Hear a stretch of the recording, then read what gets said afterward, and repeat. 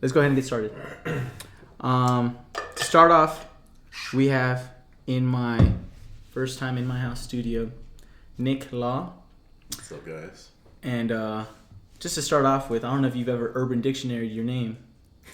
But not, bro. If I'm gonna tell you what it says on there, I'll read the top two and we'll go from there, right? First one is already fucking tight. It says fucking legend. Oh, okay. So already baller. It's pretty relatable. Now let's see what number 2 is. All right. Yeah. I haven't read these.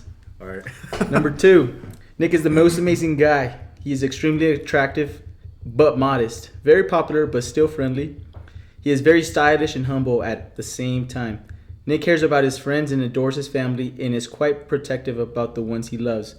He is always there for those who need him, friend or no friend. He likes to be around the ladies and they all adore him. Nick is a wonderful son, an amazing brother, a loyal friend, and the perfect lover. If Nick loves you, then nothing else really matters. What does that make you feel, bro? What does that make you feel?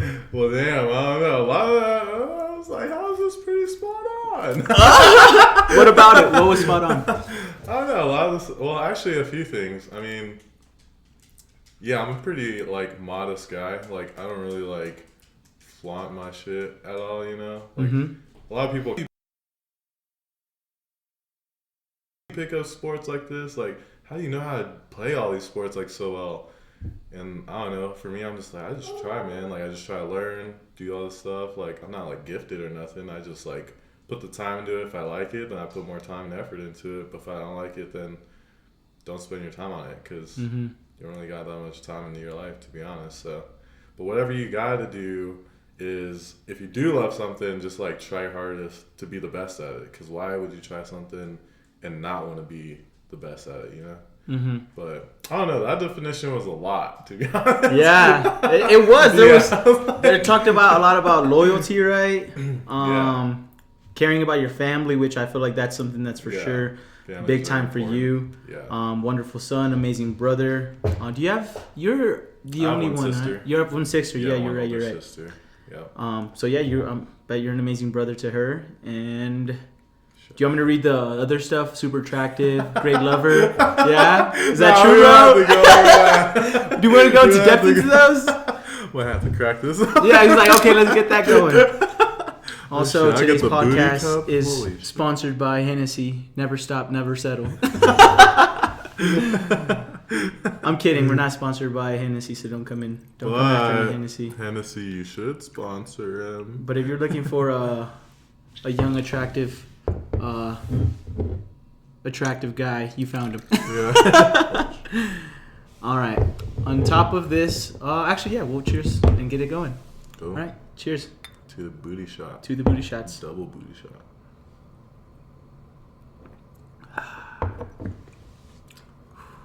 That's a fat shot. Yeah. I mean, it's already, we're basically done. I think we got to go to the store again. I was like, yo, I don't know what it is about the Hennessy.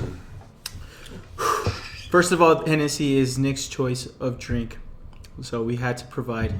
And personally, I'm not a big fan of the cognac taste. Yeah. But if you hang around Nick often, I think you're gonna have to get familiar with it. I don't know, man. It's kind of actually funny because cognac, I was like looking at nutritional value. Shut up! Don't tell me that's the reason you drink it. No, this is actually bad because Hennessy actually has more sugar content than most like hard liquor, and so it actually has more calories per shot than a majority of the hard liquor. So you're telling me my diet's ruined? My basically. How dare you? How dare you? All right. No, but yeah. Well, to add value to your day today, we're going to give you the word of the day. Our goal is to try to use this, if possible, within our conversation, if we remember. Usually I forget. Okay. And also, you're the third person on this podcast. So, sweet. Oh, yeah, top 5. Third time's the charm. Third time's the charm. Look at him, already charming the crowd. The word is esoteric. Have you heard that word? The fuck does that mean? Esoteric? Oh, wait, should I be cussing? That's fine. You can okay, cuss. like... Yeah, you can cuss. This is a cuss-free or cuss-encouraged zone. Encouraged. I feel like sometimes when you cuss, it's like that shows you that you are at your natural. If you are a person that cusses, you know, like because as soon as you start you're not able to cuss, you're just like, oh, you like holding back certain things just because it doesn't flow. That's the raw me, man. Yeah. Okay. All right. Esoteric means designed for or understood by those with specific knowledge or training. Difficult to understand. So you could say photography is esoteric because it could be difficult for people to understand. Okay. So if you can remember, I'll try to remember that. If not, everyone, you learned something new today already off the bat. Esoteric. All right. So let's see. There's many places or different places I want to start off with. Let's start off with your daily routine. What's it like from the point you wake up to the time you like go to bed? What is? Yeah. Walk us through that. I don't know. So like my job or like what I do for a living is real estate photography. So I don't really have like a typical 9 to 5 or like a set schedule like most people do. So my day-to-day varies kind of just depending on like how many shoots I have to attend that day. But usually like I'll wake up, I try to like immediately get up, like no don't alarms? lay in bed, huh? No alarms? Oh no, I do use alarms, but it's kind of actually weird because I like find myself frequently waking up before my alarms, like around 5 to 15 minutes before my alarm. And usually if I'm awake, like I just like dismiss the alarm and I'm just like up already. But I'll get up like immediately, try not to lay in bed because then you're just like slumping. And then I'll honestly make a shake. So usually I'll do a shake of like a fruit that I like, and then I'll always add oatmeal, like vegan protein and almond milk. And then the fruits I'll just kind of interchange like mango, blueberries, strawberries, whatever you like, to be honest. Like I kind of just change it from every week. Make a shake, drink the shake, brush my teeth, wash my face or shower, get ready for the day. If I have extra time, I'll read some articles about just current events, and then just get packed up for work. So I'll take my camera, my 3D camera, my drone. There's a few. I have a lot of gear for work. It just really kind of depends on like what people ordered for the day. Is depending on like what I'll take, what equipment I'll take with me for the day. Let's do this. Interrupt you. Let's bundle your photography job in one like package. We won't do that right now, but just be like, be like, yep, I go to my photography job. Yep. And then after that, and then we'll hit that like in detail because I feel like that needs to be. Yeah, its own piece. Yeah. Yeah. So I'll like wake up, make shake, drink the shake, get ready for work, go to work. Depending on what time I get back from work, I'll kind of just either buy dinner or I'll just make some dinner at home if I got extra time. And then from then I'll just kind of eat. I'll kind of wind down, unpack, and then catch up on emails, any of my clients that contacted me through the day that I didn't answer. And then I'll kind of just like decompress, and then I'll actually start working on side projects that I do outside of real estate. So I actually do a lot of work for people like portraits or like small business shoots or small business promos. So I'll actually do that after I get home, after real estate gig and like eating, just kind of like revamping. And then I'll kind of like, just mellow out, maybe eat another little snack, and then brush my teeth, fall back to sleep. And I average about like 5 to 7 hours, I would say. That's a pretty average range, 5 to 7. Yeah. And then, kind of just repeat. Have you always had 5 to 7 hours of sleep? Yeah, so it's kind of weird. So even since like middle school I actually had a lot less sleep because I just felt like rebellious. So I felt like sleep was for like pussies. And I was like, okay, only pussies fucking sleep. Yeah, and so like I was like in a rebellious stage. It was like a weird mindset I had.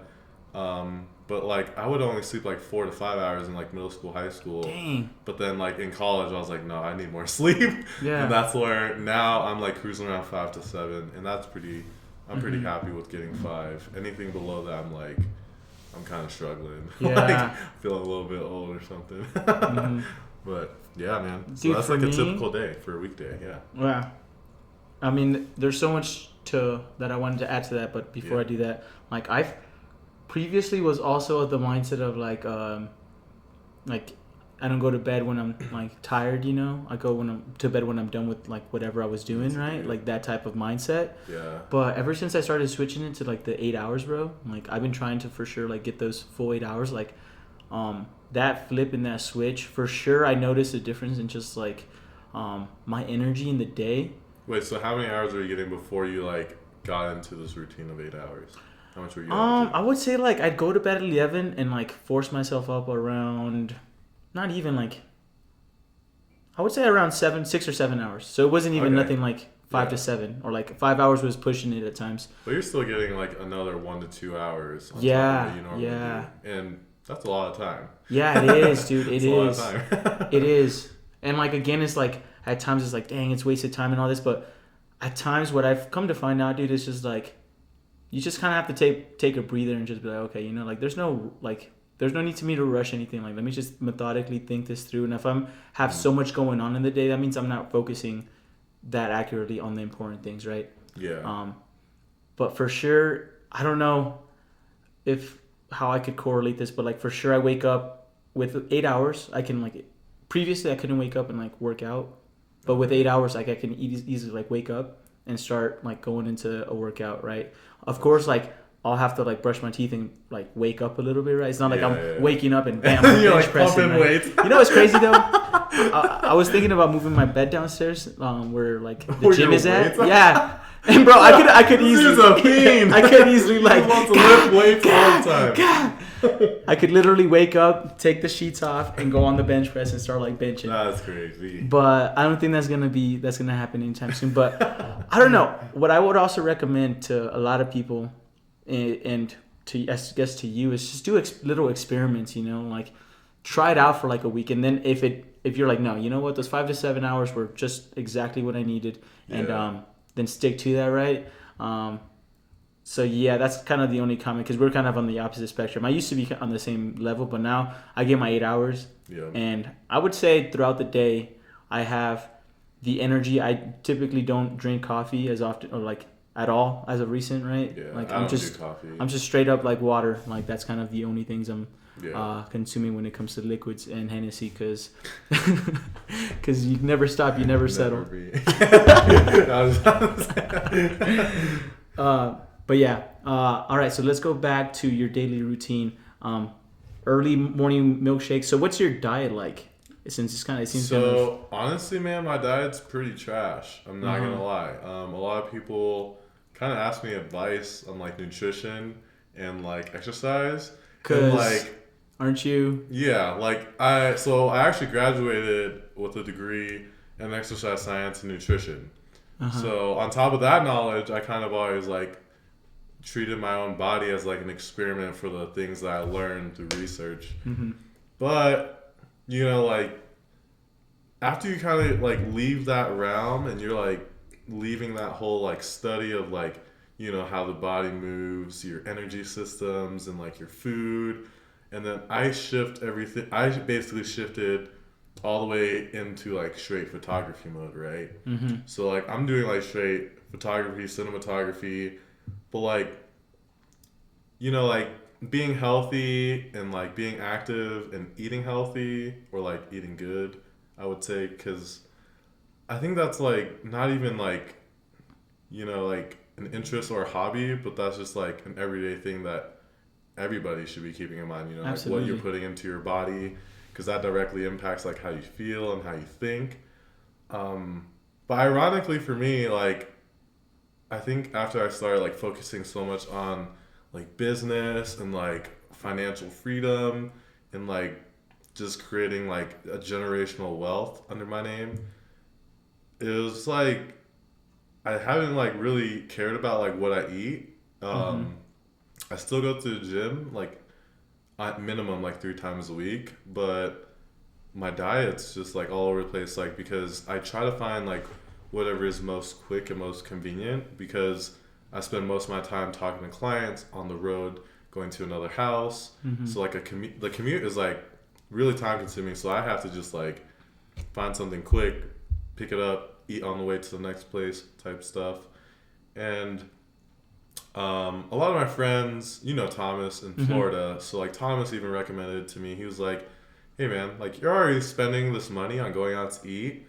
Why don't you just go to a place and buy like meal prep that you just have, you know, like you just buy like all your meals for the week because you're already spending money every single day on like takeout, fast food, whatever it is. Because I eat out pretty much 90% of the time, to be honest. And he was just like, well, if you want to stay healthy, why don't you just do meal prep and then just buy a bunch of meal prep and eat those instead of like buying like fucking burgers or fries every fucking day. And so like recently, I was like telling my homies like, man, like I'm pretty heavy. Like I weigh like 190 right now, and like my comfortable weight's like 170. So that goes to show like when you're eating like fast food like 4 to 5 times out the week, you know, for at least one meal a day, you gain a lot of weight like really quick. And I was like, holy shit, like, you know, like within 2-3 months I gained like 15-20 pounds, and that's like 3 months, and I was still working out. Yeah, like that's the crazy part. Yeah, so like that's just like crazy to me because a lot of people, they don't even work out and they'll still eat just as much fast food as me or even more, you know, which is like crazy to me. But overall right now, I will let you know my diet is trash. but you acknowledge you want to change that. Yeah, and I know that it's like very bad, and I don't know, even like with the snowboarding lifestyle, it's kind of Sweaty like right there. That's some fucked. sweat. That's some. Yeah, You get tired. Yeah. I for sure. Maybe it's because I'm a rookie, but no, every but time I go in then there. on top of that, because everybody that's snowboarding is just like about like that party life, that rad life, like shred, get fucked up, and do it again type shit, you know. So every time I'm snowboarding like twice a week, Yeah. everybody there is like getting fucked up, and alcohol is like empty calories, you know. Like when you're drinking like, you know, 2-3 IPAs, that's already like over 1,000 calories. Yeah, you know? those And things that's, add up, bro. Yeah, and that's empty calories. No nutritional facts, like no protein, no nothing. Like it's just straight fucked up calories that you're just intaking. So that just goes straight into fat, to be honest. And so alcohol and like fried foods and things like that, sugar, those are the three things that I know I should be like reducing. And I think alcohol is the hardest thing to reduce. It's a lifestyle change for that, bro. Exactly. Yeah, it's a lifestyle change. I definitely agree. There's a whole thing where like you shouldn't drink your calories, right? I don't know who's coined it or whatever, but it's like if you are trying to manage your weight, like that's something that you should for sure like. First thing you should stop is like stop drinking your calories, whether it's in sodas, juices, anything, coffee, you know, with creamer and all that, right? Cut that off immediately. Like drink your coffee black, you know, grow some chin hairs and drink it black. Grow some chin hairs. You see? Yeah. Drinking it black. I'm kidding. I don't drink no coffee, so I'm excluded. Yeah, and the thing that I've come to find out too is like when it comes to most weight goals, half, like I would say like 20% of the battle is in the gym, 80% is in the kitchen. Like, dude, that's like 100%. If you want to lose weight, just eat less calories than you're consuming. If you want to gain weight, eat more calories than you are burning or consuming, right? Yeah. And easier said than done. Yeah, absolutely, absolutely. And on the gaining weight side, is like, what calories to eat, right? But like, are they gonna be healthy, right? And that's kind of the most difficult part at times, is like making sure you consume a lot of food that is also nutritious and helps build those muscles up, if that is like the direction you're going, right? In like layman's terms, obviously there's a whole science to it that I'm pretty sure you can get into deep of, like what type of macros you should take if you are trying to gain weight. But from my experience and seeing like one of my friends who went from like 320 pounds to now like 100, or he went from like max 360 to now at 220 pounds. So like that's and that was in a duration of like a year and some change, dude. And like it was a combination of intermittent fasting, like, and like calorie counting, but like in a sense of like he made like a schedule of what he needed. Like, this is the only foods I'm eating every day, like every day, and that consistency. So that approach is like discipline and dedication, like up the max. You know? Yeah. It's not like a passive thing where like, I'm just gonna do this and like adjust it. Like, you're basically religiously only eating these things every day.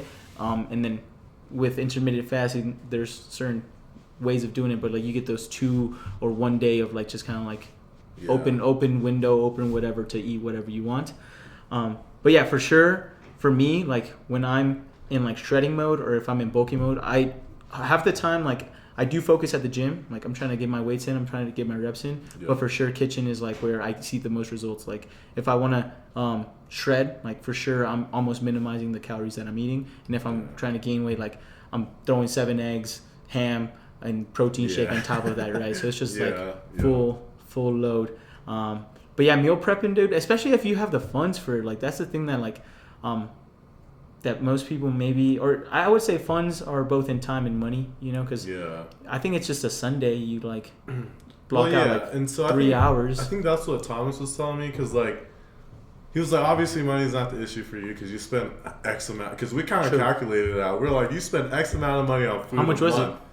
I'm curious. So in a month I spend almost 1,000. Oh my god, that's crazy. It's crazy. That's crazy. Like, who spends 1,000 in food in a month? Where are you going? I just eat out every meal, bro. Uh-huh. Like that's the issue, bro. Like you spend like $30 to $50 a day on food, and he's like, bro, meal prep's gonna be cheaper than that. Yeah. And seriously. I was like, you're fucking right. He's like, but you'll be saving money, and you'll be eating healthier, and like that's just like a double whammy. Like that's like a no-brainer. And I'm still not doing it. I don't know why the fuck, to be honest, sometimes, you know? Your priorities are wrong. That's what it is. Because if it was a top priority for you, it would get done. Yeah. And obviously there's something higher than that for you. Yeah, I think right now it's like, honestly, I agree. I don't think that's the priority right now, you know? Yeah, you're depleting yourself in other areas which you've deemed higher priority. Yeah. And then when it comes to meal prep, like, I'm gonna skip it this time. Yeah, I felt like in college when I didn't really care about, like, when I didn't even have, like, the business to run or, like, any of that, like, whole, like, building a career, like, kind of, like, making your own wealth. I was, like, working out, like, twice a day, man. Like, all I really cared about was, like, my personal health, like, my physical health. And then after some time, like, you know, it's, like, not that satisfying. I don't know. Like, some people, like, they could just live with no money and just work out all the time. But, like, in my life, I'm kind of like, damn, like, I want to do more with my life, a lot of things. And those things cost money. Like, you know, nothing is free. Like, even if you were to just work out every single day and not give a fuck, how are you going to feed yourself at the end of the day? You know? Like, working out, too. You still need to make money. Like... Yeah, working out and worrying about your physique also consumes like your day, because like you go work out for, let's say, an hour and a half, then you gotta go clean yourself and shower. So that's already 2 hours, 3 hours of your day just in physique building and or like trying to be fit. And usually when I consume that much time, it's because I'm like in the mode of like I'm trying to gain weight, I'm trying to gain muscle, right? Yeah. And if I'm being honest with you, my priorities in a sense also switched, because I no longer seek to get like big numbers. Like my seek now is to just look and feel good. Yeah. And I think once I have accomplished that, now I'm in cruise control. So that means like, as you were saying, 3 days a week, go work out, or what, like a chiller regimen. I'm not like, because you're maintaining. Yeah, I'm maintaining at that point. You've like already, I've already like busted your ass. You already paid your dues to get to this point. Now you want to maintain that. Just kind of like with all aspects of life, like wealth. Yes, too. Bro. Yeah, so. Absolutely. But let's jump off from this topic, because I think we've already delivered plenty there. I'm not gonna do a full one again. That was so fast. You were the one that poured it, so that was your own. I didn't know. These are shock glasses. Bro, that's a double cheeker right there, bro. What you think? What you thinking that was gonna be? I think he poured the same size. Mommy got that culo. You know Spanish as well, everyone. I didn't teach him that one. I have a lot of Hispanic homies. ¿Qué dice aquí? I don't even know. Oh, it says Cuernavaca. That's a city in Mexico. Cheers. Oh, hell yeah. To the next topic. Yeah. Oh, yeah. I don't show it, but internally I'm like dying. I'm like, oh. It's because I'm on camera. Cool. Right, you gotta play so I gotta play it off. Cool. It's like, dude, that dude's cool. He took it like a champ. I'm like, it's not my first time. So, bro, we both, believe it or not, Me going to college or Fort Collins CSU was a combination of like you and the friend group like we were in, because like if it wasn't for you guys signing up for school and like pursuing that higher education, I would have probably just done like construction, because it didn't seem feasible to me. I was like, dude, I can't afford these things. I can't do these things. And that was just like the negative mindset I had in high school, right? And we it was crazy because it was like, a group of us. It was like me, you, Raymond, and Milo. Yeah, that was our core. Like we all were dedicated to it though. Yeah. Like a lot of people were like bullshit, like I'm down, but like no, us four we're signed like up, we're dead ass. Dues, yeah. We did our dorms, like we paid our fees, we signed up for this, signed up for that, got accepted, all this shit. We all had good grades. I think Milo was actually the person I was scared of that wasn't gonna make it. Sorry, Milo, if you watch this, but I'm dead ass. We'll bleep him out. It's like I'm not bleeping him out. Nah, but honestly, just give his full details, address. Yeah, I was like really glad he made it in too, because he ended up being my roommate, which was fucking sick. But I'm glad we all like got through it and like even made it in for 1 year. Yeah, I mean, for me, you stayed longer than all of us, which is crazy. That how you say like from the beginning. You thought it wasn't even feasible. Yeah. And like we were like, yeah, and then we left. And then you stayed. Yeah. But then it was crazy because like going to like how you were becoming like an RA, I was like, yo, that makes it like 100 times more attainable if you become an RA, because a lot of that stuff was like paying for your housing and your food and shit like that. The expensive and I was like, stuff. How the fuck do I take care of this, to be honest?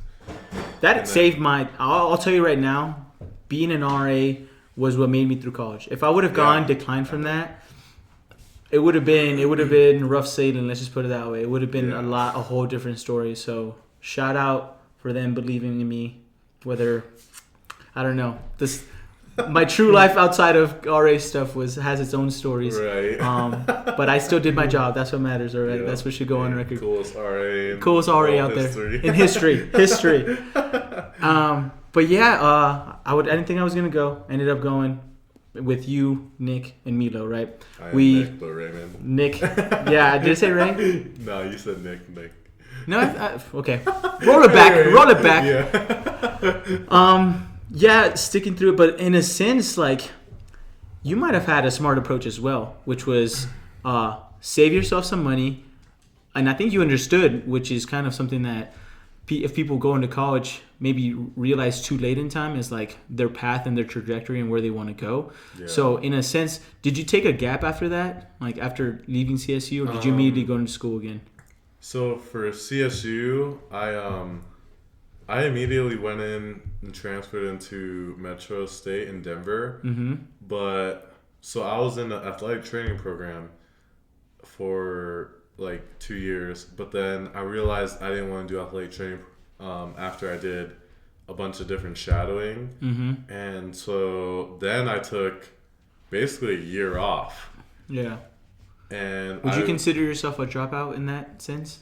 Or not a dropout, because you still continue, but like you... Yeah, because I graduated. Because it'd be a cool story. That's what I'm saying. Right. Like, you know, it's all about that story building. Of like, you could be like, yeah, I dropped out for like a year and then I decided to come back. And, you know, like, because then, in a sense, like, yeah, I don't know. If you want to frame it like that, frame it. If you don't, then don't. Honestly, but I feel like it's cool, especially knowing your story now. You could say that I was like dropping out because I wasn't really even sure if I was going to come back. Mm-hmm. Because at this time, that's when that real estate photography and that whole business was like kicking off. And I was like, hey, I spent like a year off of school and this business, I spent a whole year, all my time and energy into this, and it's been blowing up. And like, instead of spending money on this, I'm like making crazy money on this. Yeah.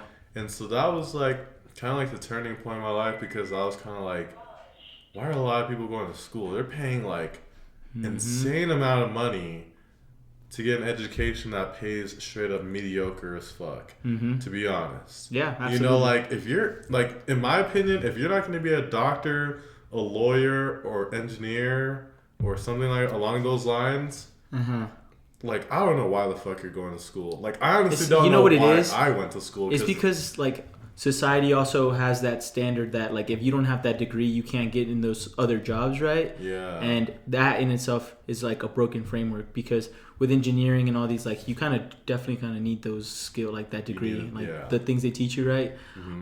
But to other degrees, like it almost, it's not that you don't need them, and also it's just the price of college has been skyrocketing for like the value that you get out of it for like I would say 80% of the jobs or like 80% of the degrees there, and I'm pretty sure there has to be some statistics on it, right, of like that breakdown right there. But yeah, it's just the value of school is going down as the cost goes up, and that is a failing business in anywhere. Like if you're getting stagnant value and the price just keeps on going up, at one point people are going to be like, yo, what the fuck's cut this out. happening? And in a sense, you're seeing this trend as Apple, Amazon, and like these big corporations are now starting off their own schools in the sense of like, hey, you go to our school, guaranteed you're coming out with a job working for Apple, and they train you in the things that like they want you to be trained at, you know. So I think a lot of that too is like you're getting trained in like they're giving you a skill set that they know that they can utilize, you know? Whereas I feel like school is just spitting a bunch of facts at you. Yeah. And then, like, it's up to you to build a network and build your own shit and, like, your own connections and this and that to even make it somewhat successful. And then nowadays, a lot of people, they kind of look at, like skilled trades and stuff like that as, like, they used to, well, actually, I say with a lot of people used to look at, like, for instance, like, being an electrician or being like a fucking like plumber or some shit like that. They would like frown upon that. They're like, oh, that's kind of whack. But then nowadays they can like people kind of see like how much value an electrician is in like the real estate realm, how much value a plumber is in the real estate realm, and these dudes are making over 6 figures, their own company, never went to school, never went to high school for fuck's sake, to be honest. And they're doing like 100 times better than fucking someone that spent 4 or 5 years in school making. Now they graduate and they're still making like fucking 40K, which ain't shit. Like you can't you can't tell me that you spending over $100,000 in education only gets you a $40,000 a year job. Like that is not. It's worth corrupt, it. dude. That's yeah. Not like That's you not might true. as well have worked those years that you used of your life, and you also paid to an institution, and just worked some whatever job, and you would have made like double or triple that amount that you actually wasted, and you would actually have had that money. And so I think like fuck school sometimes because like we said, like if you're not really going for something that you're obtaining a true skill. Like engineering, being a lawyer, being like a fucking doctor, surgeon, some shit. Like, why are you wasting your time and money for something like this? Because you're not really getting the value that you're paying for unless you're in those fields. Yeah. To be honest.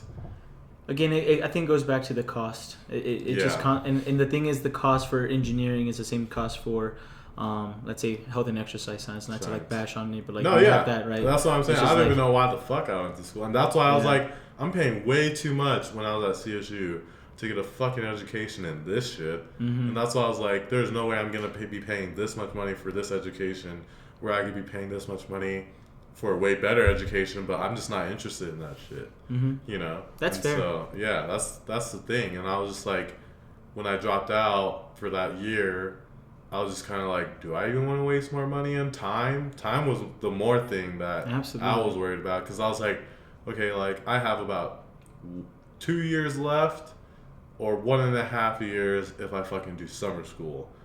And I was just like, oh, fuck. And it just came down to like my parents, bro, because my parents paid for my college. And so like. Also, that's a privilege as hell, because that's privilege. Tight. Exactly. That's why. I wish. And that's what I'm saying. If my parents were. So that's a key factor. Like, if my parents never paid for my schooling, I would have never went, to be honest, from the get-go. But then if I would have never went to school, to be honest, I don't even know if I would have like ended up in this real estate photography stuff, you know? So I think everything happens kind of like for a reason, you know, like your path and your decisions take you to places where you want to go. Like, but I actually put my focus into photography. Like you know, like after I was kind of like confused with school, like I was working at Best Buy, man, and those good discounts. I'm not gonna lie. Yeah. Like I was like, you know, buying a bunch of shit half off. I was buying people stuff. I was flipping shit. Fuck. Side Sorry, hustle. Best Buy. Yeah. Hustling. Anyways, hustle. 101. But then I bought all my camera gear that I needed, and I was just like, man, I'm sick of this fucking shit. Like I don't want to be at Best Buy. I was like ready, and so like every person I talked to, man, all I would talk about is photography, because at that time, like, that's all I really cared about. I was like, yo, I love taking photos. I love making fucking movies. I love, like, setting up a mood, setting up a scene, and getting, like, dope photos in that scene, kind of setting things up for, like, a vibe, you know? Like, I want to set up, like, a movie vibe, this, that, da-da-da-da. And then that ultimately led me to, like, meeting my mentor now, because he came into Best Buy looking for, like, a gimbal for his phone. What is a gimbal? So a gimbal is... Tell people.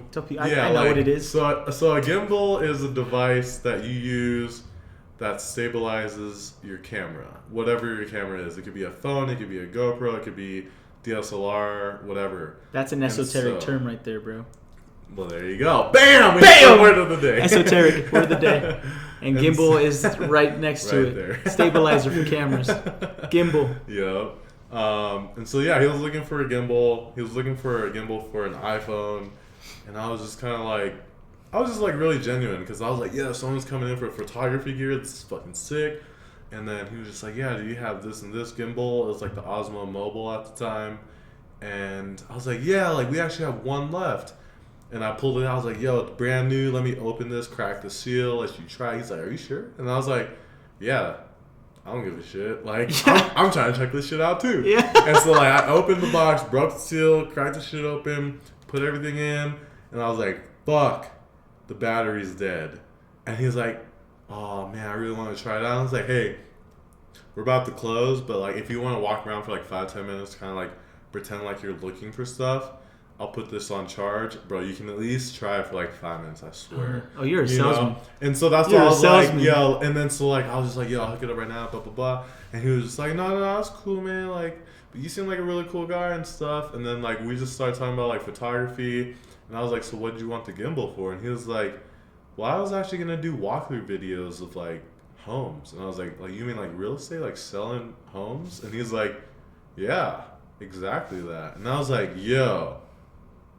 Like, do you work for a company, or like what's up? Like, cause I've been trying to get into real estate photography for a while. Like, you know, because I did a lot of automotive photography and other like portraits, but I felt like it wasn't really lucrative. Like, you weren't making like real money doing that shit, right? And so I was like, man, real estate, everybody's buying and selling homes. Like, and the nicer homes, bro, they all have professional photos. So I was like, every house gets sold many times. And it's yeah, people begin like yeah. over offers and shit, like, and yeah, like, so photography is like all over the place, you know, like, and people don't realize it. And then for me, I was kind of like, how can I make photography like my living at that time when I was at Best Buy?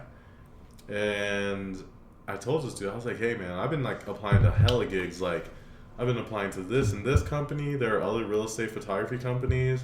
And I was like, yeah, I applied at Life Touch. I applied to like these dealerships to do like car photography for like sales and shit like that. And he was like kind of picking my brain. And then long story short, he was just kind of like, hey, what if I told you I own my own real estate photography company? And I was like, bullshit. Like, when do I start? And then he was like, are you serious? And I was like, bro, I just gave you the whole spiel how I just bought all my camera gear, and I'm quitting Best Buy regardless of if I work with you or if I work with someone else. I'm leaving, bro. Fuck Best Buy. I told him that, and he was just like, and then he looked at his wife, and his wife was like, this is everything you've been looking for. It's fucking amazing. Yeah. And then I was like, yeah. And then he was just like, well, how about this? I just give you my email. Shoot me an email. I'll give you the weekend to think about it. And I was like, bro, I don't need a weekend to think about it, man. Right now. Like, it was like, I'm ready. Like, I'll start. I don't really care how much it pays, man. Like, I'm just done with this shit. Like, I want to do something different. And then, long story short, now, like, we have a bunch of photographers under us, and like, we have fucking definitely over like hundreds of clients, you know. And so it's been 4 years since I left Best Buy. Do you have a cool quitting story? So my quitting story is kind of crazy. Yeah. Let's go. So that day that I just told you about. Yeah, fuck you. That day, I didn't do that, bro. But they scheduled me, right? I was like borderline full time, so I was working like 5-6 days. At photography or no, at Best Buy. Gotcha. But then like after I ran into this guy, I started doing some shoots with him, stuff like that, and I didn't really tell him, but he was just like, "Hey, did you quit Best Buy?" And I was like, "Yeah, I quit them," but I didn't, because in my head, for my own sake, I was like, I want to be able to make money here and make money here, because I'm just like a hustler like that. And so like, but then shit started picking up with real estate. And so like, I would literally just not show up to my shifts at Best Buy. Like they scheduled me full on shifts and I would just no show. And I didn't even think twice about it. No, I didn't give a fuck. Okay. Like they scheduled me, I would just not show. My manager calls me every single day for 2 weeks. Every time I miss a shift. Nick, is everything okay? Are you going to be coming in today? And I was like, nah, I ain't coming in today. I got shit to do. And she was like, dang. Oh, okay. Okay. Next day, I'm scheduled for the next day. Hey, Nick, I was just calling to check in to see if you were coming in today. And it was crazy God. because they knew how much I was doing for them at Best Buy. Yeah. Like I was like #1 salesman. I was in mobile, so mobile makes the most money for a store. I was slinging phones for every carrier, like Verizon, Sprint, AT&T, all the prepaid phones like Virgin, blah, blah, blah, blah, blah, activating all those hoes. And I was like, I make this company so much money, like, I might as well make this money, like, for myself, you know? And so that was basically my quitting story. Like, they kept scheduling me, and I just kept not showing up, and I just kind of didn't give a fuck. And then it was funny because my managers offered me a part-time job. They're like, do you want to work part-time, just like 1 day a week, and then you can keep your discount? And I was like, yeah, sure. And the next thing you know, the general manager of the whole store, he was like, nah, fuck that. This dude didn't show for 2-3 weeks. Yeah. He's fired. Yeah. Rightly so. Rightly so. And then it was funny because during that period of, like, me not showing up to Best Buy, I was going to other Best Buys and buying, like, a bunch of shit and selling it to people. Oh, my goodness. So people were like, yo, how much can you get this TV for? I get it for like $400, but like, yo, I sell it to you for $550, but it's originally like $900. Dang. And then I make $150. Yeah, and I was just buying as much as possible right there. for 2 weeks until I got fired. And then sayonara. Hey, dude, sayonara. I mean, I guess that's one way to do it. On my resume, though. That's one way to do it. Yeah, you're not gonna put Best Buy in there. Yeah. Like, how the next site signs graduates, photographer for life. Yeah. Yeah, bro, that's crazy. That's a very. I feel like that's kind of how those stories. Like, I feel like I've seen that in a movie somewhere, where like someone's like, "Yo, I'll quit right now." I think like Wolf of Wall Street was like that. He's like, "Is that your car out there?" Yeah, he's like, that's my car. You showed me a pay stub for $74,000. I fucking quit my job and work for you right now. Yeah, basically, felt, that's exactly what went on in my head. Except like, there was no pay stub, and I wasn't guaranteed shit. And you took a risk. You took a risk. I took a fat risk, and I think a lot of people don't like or aren't comfortable or don't even like think about taking risks. And, you know, people stay complacent. Like, they stay comfortable. Yep. And I think that's why a lot of people need to take risks. It doesn't matter, like, what it is. Like, it could be your, financial life, your personal life, your physical life, you learning a new skill, you, like, going broke. Like, just take the risk, bro. Like, just go for, like, what you really want to do. And at that time, I was like, I know I want to do photography. I don't want to be working at a fucking retail store. Like, taking the risk, bro. If I go broke, like, fuck it, I tried. Like, at least I was able to, like, try out real estate photography, but now I'm here, like, you know, comfortable, buy my own crib, and I'm like, yeah, that's all I gotta say. No, that's, yeah. And I'm doing well for myself. That's all I have to say. So now let's go into the realm. So, like, now you got the job. Let's say someone out there is like, yo, I'm trying to start my own photography job. I also like photography. You're making good money. How do I get in this business? What does that take? Give us the game plan, because in a sense you already gave us the game plan of how you got in, which was kind of cool, because in a sense the way you got in was just by being yourself and being genuine and showing your Yeah. interest to somebody, and then Because like, dang, yeah. it wasn't like I just talked to like that guy about photography. I talked to everybody. So like you were practicing. genuine. Well, it was even like, you know how like you attract like what you want and things like that. So like in general, like I was always #1 sales at Best Buy, and everybody knew that. Like because I was able to sell anything. Like I was really knowledgeable with technology. And so, no matter like what customer came in, you know, like I was really friendly to everybody because I'm getting paid hourly. Like if I spend 10 hours with one customer, I'm still got paid the same if I spent like 20 minutes with like 50 customers, you know? Like I might as well build a solid connection with one person and like actually make a good sale, give them good knowledge and make them feel comfortable rather than just like, hey, what'd you come in for today? Oh, it's over there. Our next customer. Yeah. Hey, what'd you come in for today? Oh, that's over there. Next customer. You were in a sense know? like practicing and sharpening yourself up each time. And, like, Yeah. You knew that there was value in those interactions, regardless of it was a sell or not. Like you were in a sense practicing like for the sell. Trying to just like meet new people, like really networking, and then yeah, it kind of just led me to that because like when someone did bring up something along the lines of photography, I was like, yo, like let me help you. I'll go full on out like to help you because I love photography. I enjoy fucking like trying this new equipment out, like this new product. Like I want to help you with your photography life, you know, try to educate people the most that I know about to like give to them, you know. And then it was just kind of like led to that, and then it kind of like attracted like that photography, you know, like conversation, to be honest, and that just kind of led to one thing after another. So if I was to start real genuine.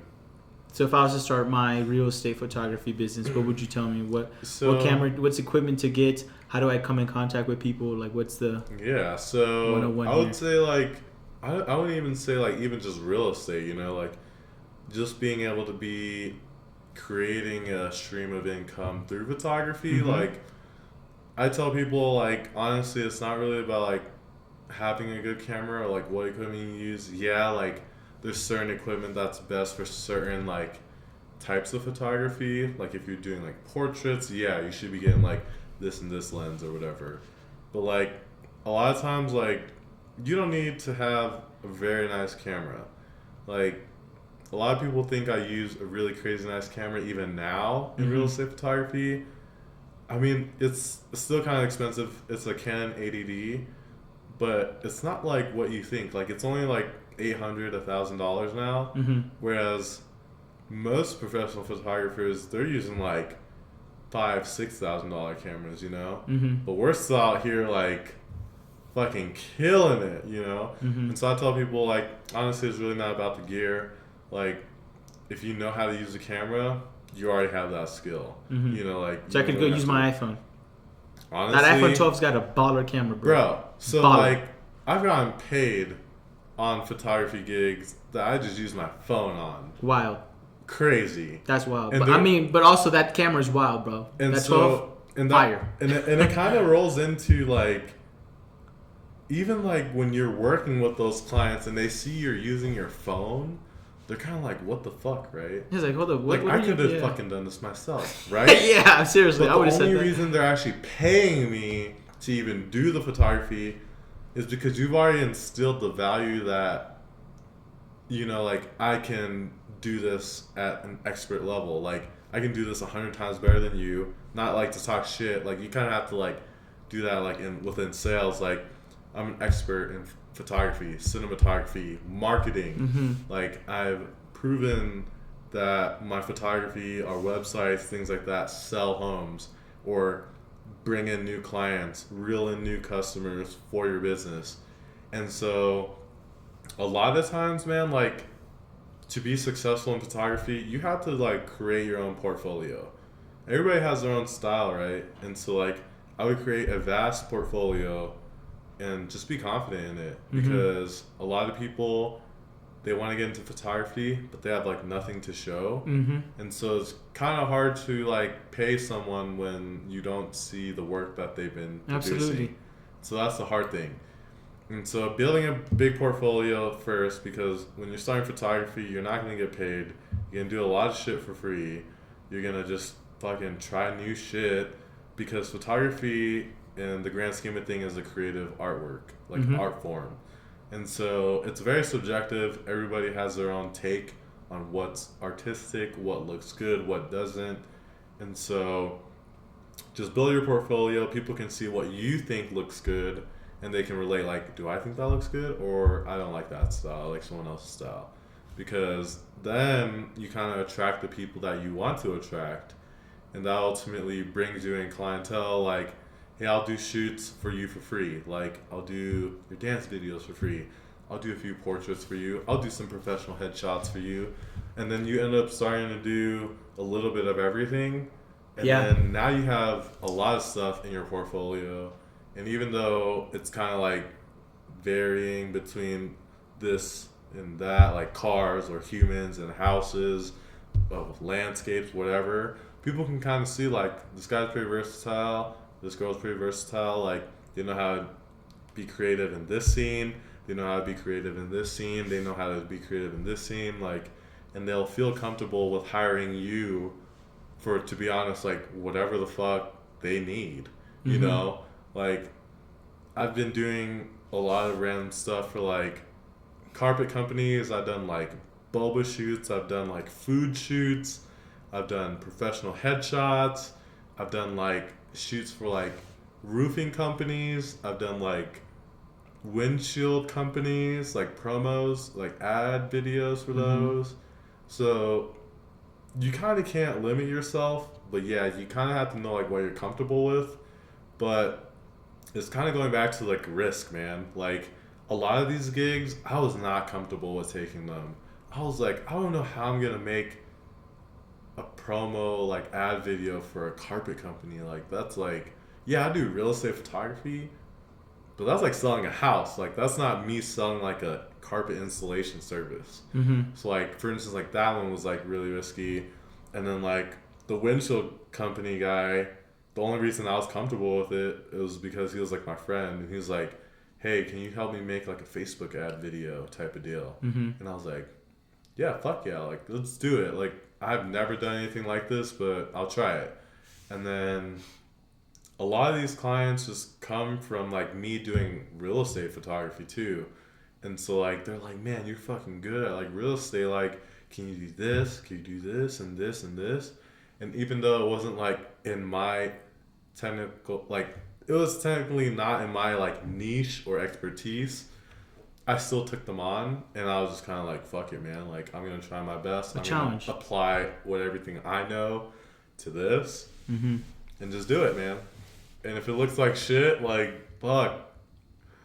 Yeah, I'm still going to charge them, man, because you kind of have to stand your ground. Like, you got to eat too, right? And I think a lot of photographers also sell themselves short. They'll do, like, a portrait shoot for $60. And I'm like, yo, $60? Like, how much time did you do for the shoot? And they're like, well, I spent, like, an hour to get to the shoot and back home.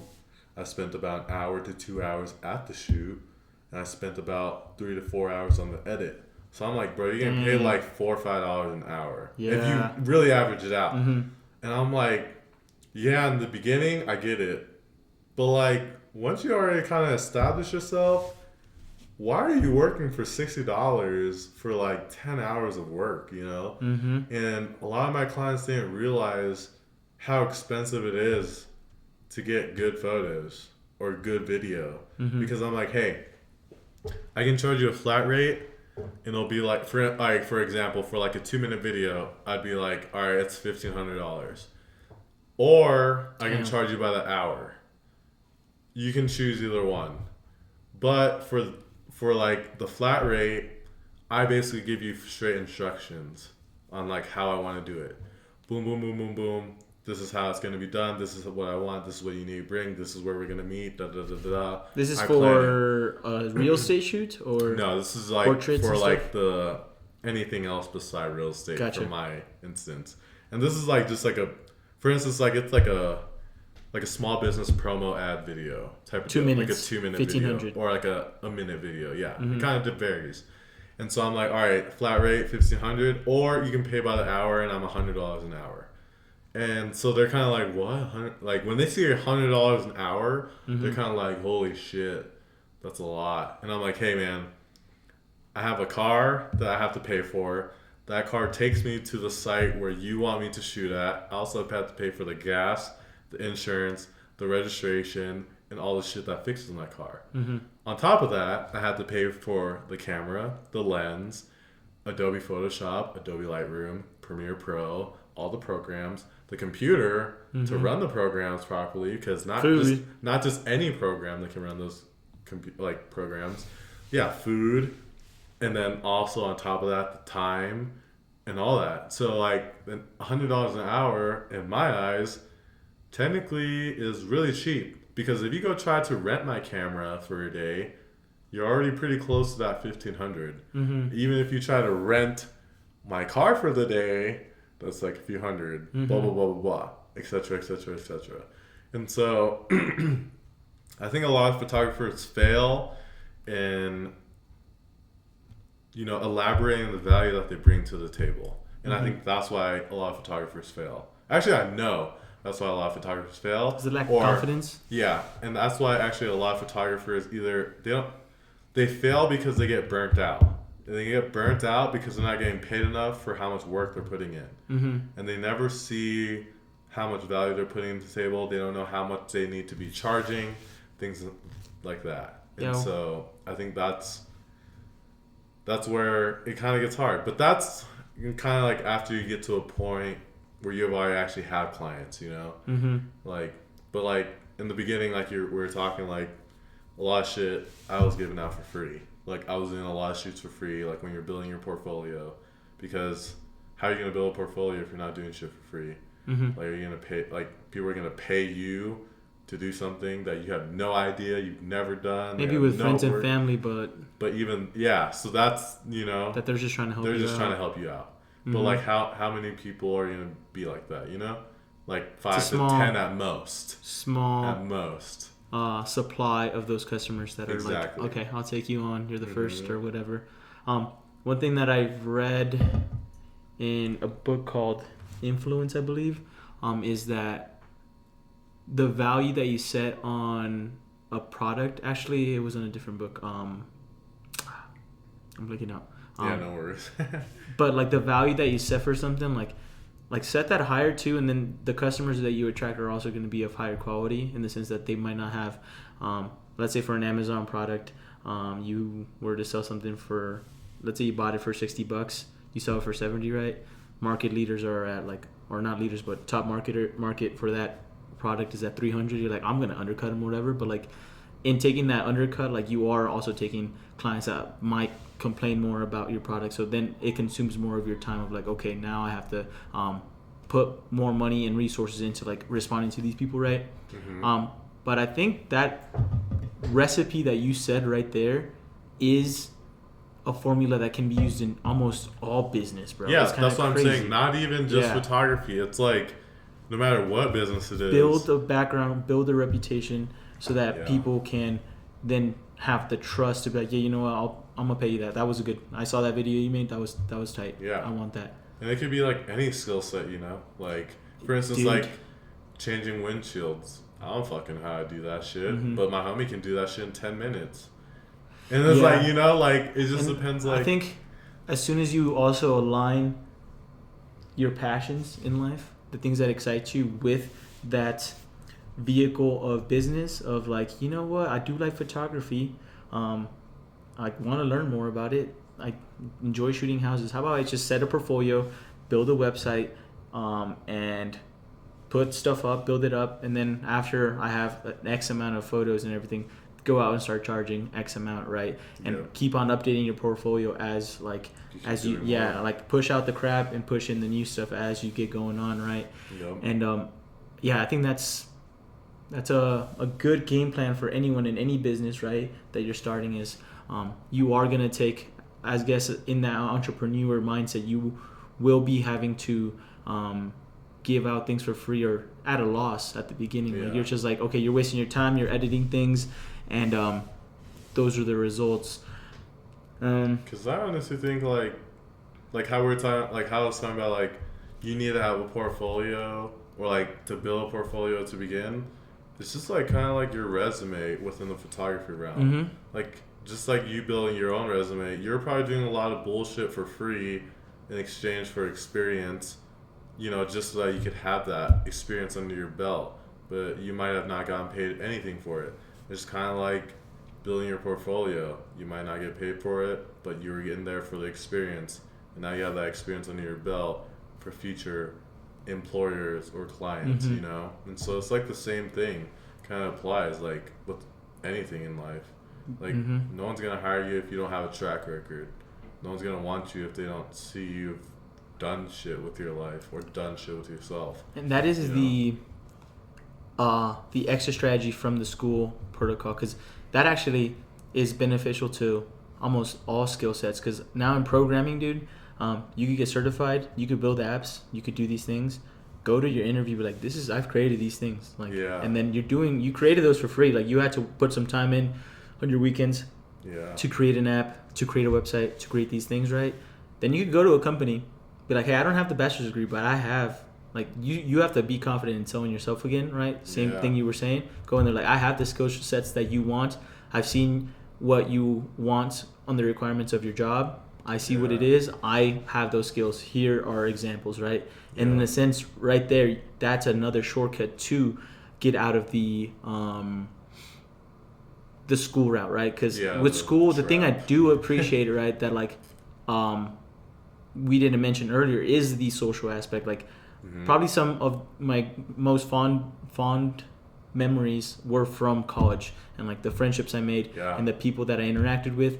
And I think that is, granted, my college and how I worked it out isn't as expensive as maybe someone else's, but I would pay the amount that I did pay for those friends, for those connections, and for those experiences, because those are for sure one in a lifetime. And I wouldn't be the same person I am today if I didn't go to college. Yeah. And I think you even alluded to that as well, where you were like, yeah, if I didn't go to college, I probably wouldn't have done photography, or that probably wouldn't have Yeah. been a realm, right? So in a sense, there are some positives into it, but if you are a person that's strapped on money and they're like, dang, like I just can't afford college, save up some money, get a certificate, go learn something online, teach yourself, become an expert in that realm. And expert just means above average, in my opinion. Yeah. Just become above average than the regular folk in that realm, right? Yeah. And then start doing things for free for in that sector, build that resume, build that portfolio, and then advertise yourself in the right markets. And yeah, and I mean, it's not easy. I'm going to be the first to say I'm pretty sure it was not an easy route. There was times of maybe, I want to say doubts, but I would say like maybe you just weren't like 100%, right? You said you took a Yeah. risk. You're like, I don't know where this is going to take me, but I'm going to Yeah. try it. But I was fully like for it, to be honest. And Yeah. And as far as you were saying with equipment and everything, I mean, by all means, I think I have the equipment. Like, if I really wanted to make this happen, I have a tripod, I have a camera, I go and I just take shots, Yep. and then that's all it takes. So, like, for anyone out there that's like, I do like that lifestyle of having freedom of my own time and choosing who and what I do business with. If you have an iPhone, you have no excuse. Like, I think that's a great way to end that right there. I don't think we have to go into the details of lenses and anything crazy, because I think you summarized the gist of the whole thing. That business scheme, that's it. Then customers will come to you. You will then, next thing you know, have more money than you don't know how to do with. Maybe that's the thing, right? That's and it applies more than just photography too. So Yeah. All right, you pour me up. All right, sir. Now we're gonna transition to London. London, okay. Damn, that just went all over the place. So, tell me about your trip to London. What made you buy this ticket to London? Because you also took some dope pictures over there. Yeah, so London actually, so this is crazy actually. So let me just kind of like rewind back. Yep. So London was actually never on my radar. But tattoos are always on my radar. And so when I was fucking a kid, bro, I don't even know, like ever since I can remember, I've always wanted like a lot of tattoos. I've always wanted to like full body suit, like Japanese full body suit type of deal. Like I always loved how the Yakuza members looked like straight like kimono bodysuit, legs, arms, back, chest, everything. And so I was like, when I turned 18, my parents asked me what I wanted for my graduation gift, like 18th and graduation kind of together. And I was like, hey, I want a tattoo. And they're like, we're not paying for a tattoo. And then they paid for all my piercings. And that's why I got all these piercings. And I also had an industrial at the time. So I got 5 total. So it was like doubles on both That's lobes. light work, bro. I got 2. And then and then the industrial. So all 5 technically total. But I took that out because, yeah, anyways. Long story. That shit fucking turned out bad because I got punched in the ear and then it started growing some crazy scars. Gross. And so they didn't pay for my tattoo, and they were really against giving me or like me getting a tattoo at all. They're like, why do you think that is? Because my parents were also, my mom was like so my parents have this mindset of like tattoos kind of associate with like criminals or like gang members, and I get that. Same. Like that's how it was in the past. Now it's more of like your own expression, like your own aesthetic, your own character, like, and so everybody has like their own reasons why they got these tattoos, those tattoos, or why they even get tattoos in general. And for me, to be simple, like in the beginning, it was just all about the aesthetic. And then that was like me as like a little kid though. And then like as I grew older, I was like, honestly, like I graduated college and I was like, or I was on my way to graduating college. Like my last year of college, it was like February and I was graduating that semester in May.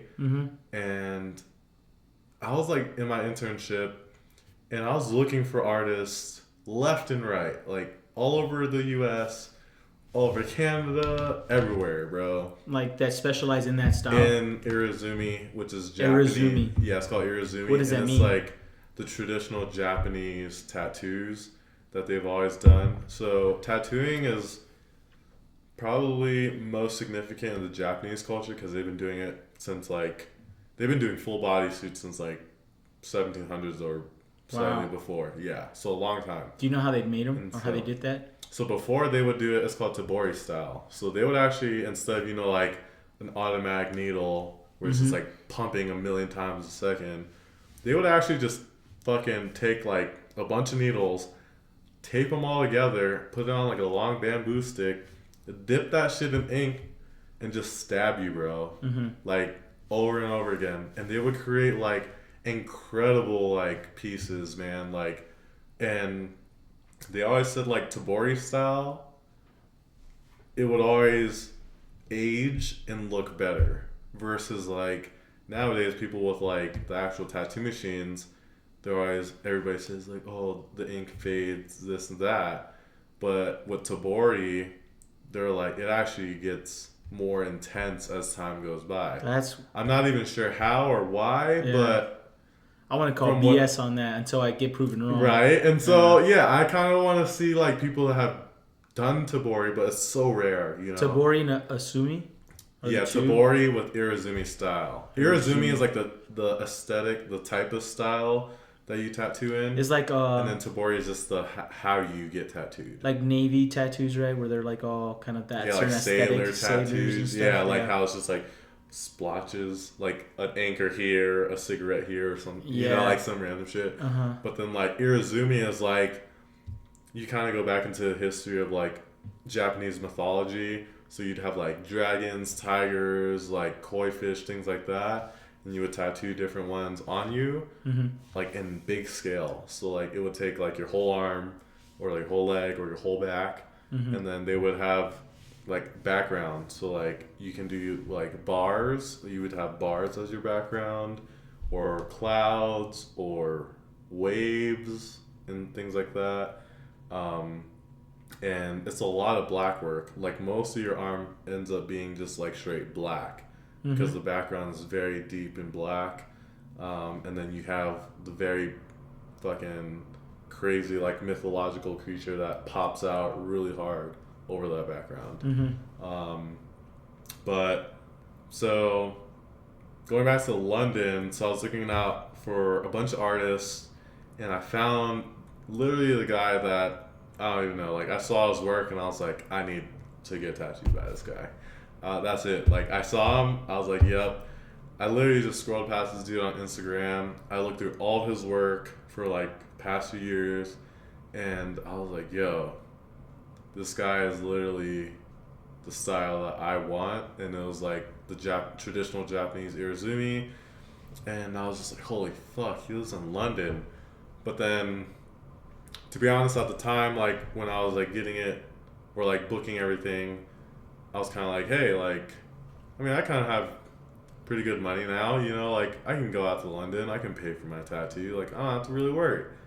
And so I like booked a flight to London, and then I scheduled my appointment with my artist, and then I asked like pretty much everybody, like I was like, hey, does anyone want to go with me to London? Everybody was like, yeah, what days, da da da. But you know like how it goes, like most people aren't really about it, so no one was going with me.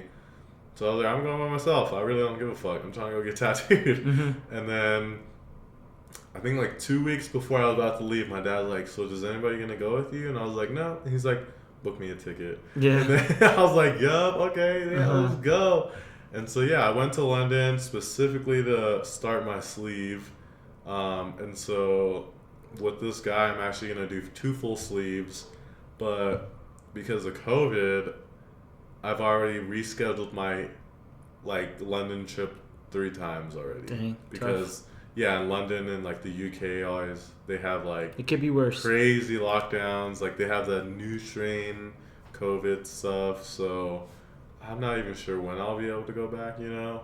But I'm thinking I have my next trip scheduled for May, and I was like looking at all the protocols to like go to London. They're like, you need to get a COVID test like within 72 hours before you leave the U.S. And then when you get to London and then you're about to fly back, you also have to get a COVID test 72 hours before you come back. And then all this shit. And I was like, holy fuck, like this is a lot now. Like traveling international is like no joke at this point. Like it kind of sucks because it was always a privilege, but now it just seems like way more of a privilege, you know, because you have to have the time and money to be able to like go through all these COVID tests, do this, blah blah blah blah blah, do that, and then if you fucking get fucked, you're gonna have to stay in London or like whatever city you're at for X amount of time, which means more money out of your pocket to like extend your hotel visits, blah blah blah, this that, reschedule your airplane flight, this that, and so it's kind of crazy. It's on pause right now. Yeah, so it's I've been keep rescheduling, trying to figure out how I can get to my tattoo artist, but it just seems impossible right now. It just seems impossible. Tell him to come out here and be like, yo, come to Colorado. Well, that's what I'm saying. So he's originally from Brazil, and so he's in Brazil right now. Yeah, yep. Obrigado. And so I was like, man, and he actually asked me. He was like, hey, would you actually like to come down to Brazil and Rio? Oh, that'd be sick. He's like, I can do your tattoos down here too, because I'm gonna be here for a while. I'm gonna be here for like 2 months. I was like, that's a lot closer and cooler. But then, yeah, and I was like, that's like way cooler because London, it's cool, right? It's like one of the oldest cities on earth. Blah blah blah, this that.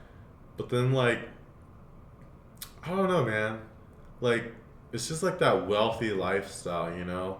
Like that. It's not that fun to me because it's like all people really care about is like having nice clothes and going out to nice restaurants, and that's pretty much it.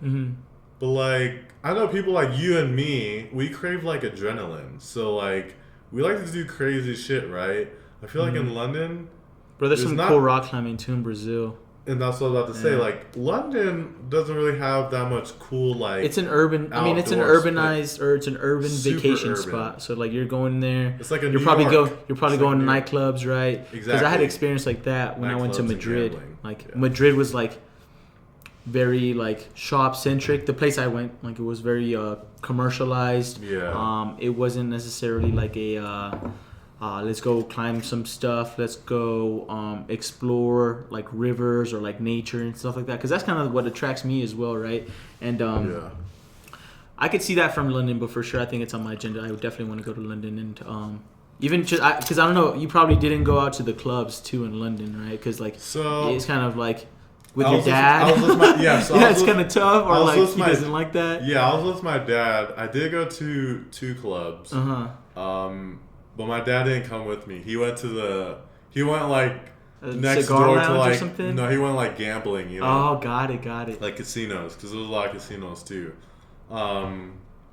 But even like going to the nightclubs and stuff, it's like a whole different vibe, you know. Like hold on, you have to give the credit of like if you had your friends there, I'm pretty sure it'd be lit. Different vibe. It'd be different, yeah. Like, but for me, when I was there, to be honest, like you're by yourself, right? Mm-hmm. Also, my dad was at the casino, so yeah, if I ran into trouble, I know where to go. Yeah. But like, I wasn't gonna run into trouble, to be honest, you know, type shit. You weren't gonna push the envelope on that. Yeah, like I'm by just, yourself. And so, but for me, I was just kind of like, holy fuck, I'm in a different country. I'm literally by myself. Mm-hmm. And so I was like, bro, I need to get fucked up as possible so I can start feeling comfortable, bro. Because like, oh, bro, that's yeah. And it was crazy, man. Because like, I ran into a lot of people like that asked me if I wanted cocaine. Like that was like common. It was really common. Like cigarettes out there. Yeah, because you know, like London, marijuana is not legal. And they don't really give a fuck about marijuana, to be honest. They like that hard shit, you know. So like, it's crazy. They like that hard shit. So when I was in the clubs, like everybody was hella doing like lines, like they would just like be bumping shit, like throwing it. Yeah, and I was like, bro, you go to the bathroom, there's hella motherfuckers just doing lines. I was like, what the fuck? This is crazy. And even just trying to wash my hands. But like honestly, I'm not even gonna lie though. Explicit story content, like this dude, he's like, yeah, Asian man, what's up, man? And I was like, yeah, how you know I'm Asian? He was like, I don't know, you just look Asian, man. And I was like, but my English is good, right? He's like, so where are you from? And I was like, from the U.S., man. He's like, you want to do some coke? That was literally the first thing he said to me. And I was like, fuck it, sure. You know, I'm in London. I'm on vacation, bro. Like, why the fuck not, bro? Like, I saw him do a line. I was like, all right, that's safe. I'll do one too. Like, if he did it, I can do it. You know, I don't trust people that shout out that guy in the bathroom. Yeah. I don't trust people that offer you drugs, but they won't do it with you.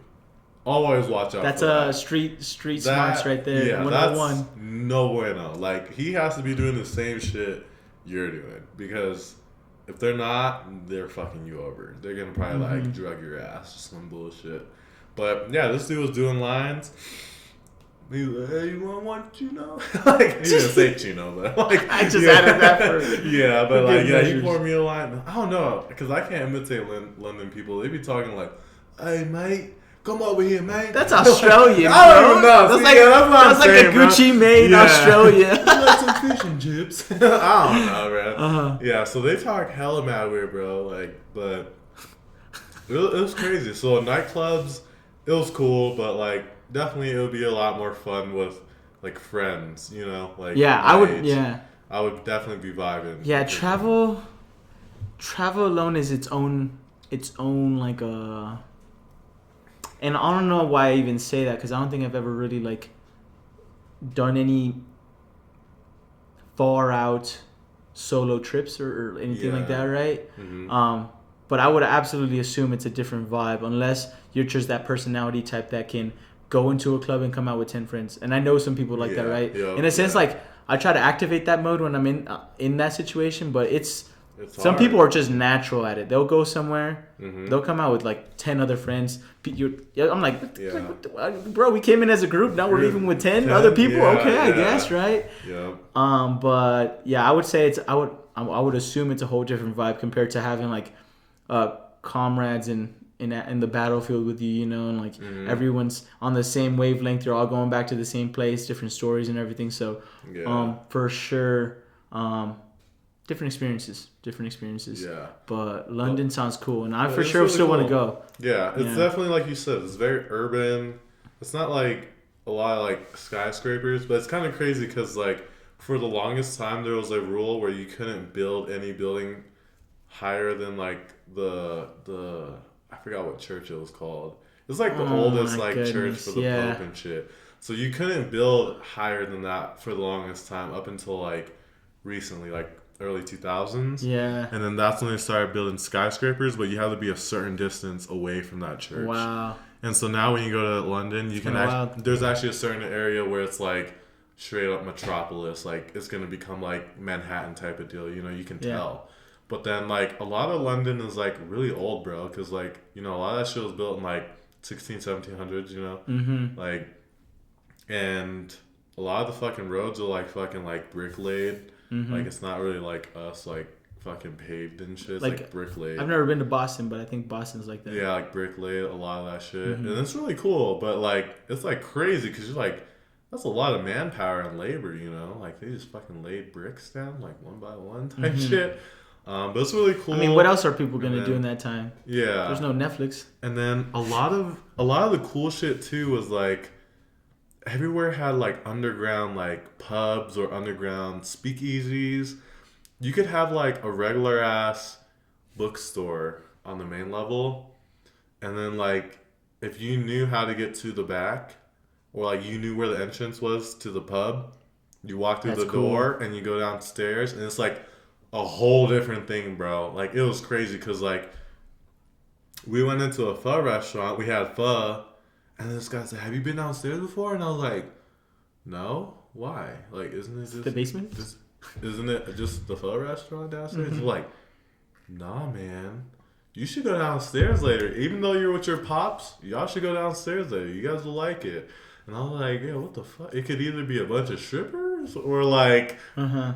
You know, like a brewery or type shit or bar. Both are good surprises. You're like, I'm good. I'm down for both. So and my dad was down for both too. You know, I know it's so funny. So I was like, all right, fuck it. Yeah. And so we finished our food. We went downstairs.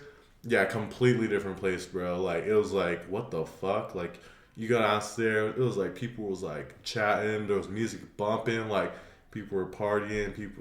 I'm not even lie. People were doing cocaine again. Oh, yeah, like, was the same guy there offering it up? Right? Nah, he wasn't. So, damn, my friend's not here. But it's crazy, bro. Because most stores, I guess, it's like underground because they had that rule where you couldn't build any higher, so they would just build lower. And so I was like, holy shit, that is fucking crazy. Humans are clever. Yeah, and so like a lot of that shit kind of rang, and then.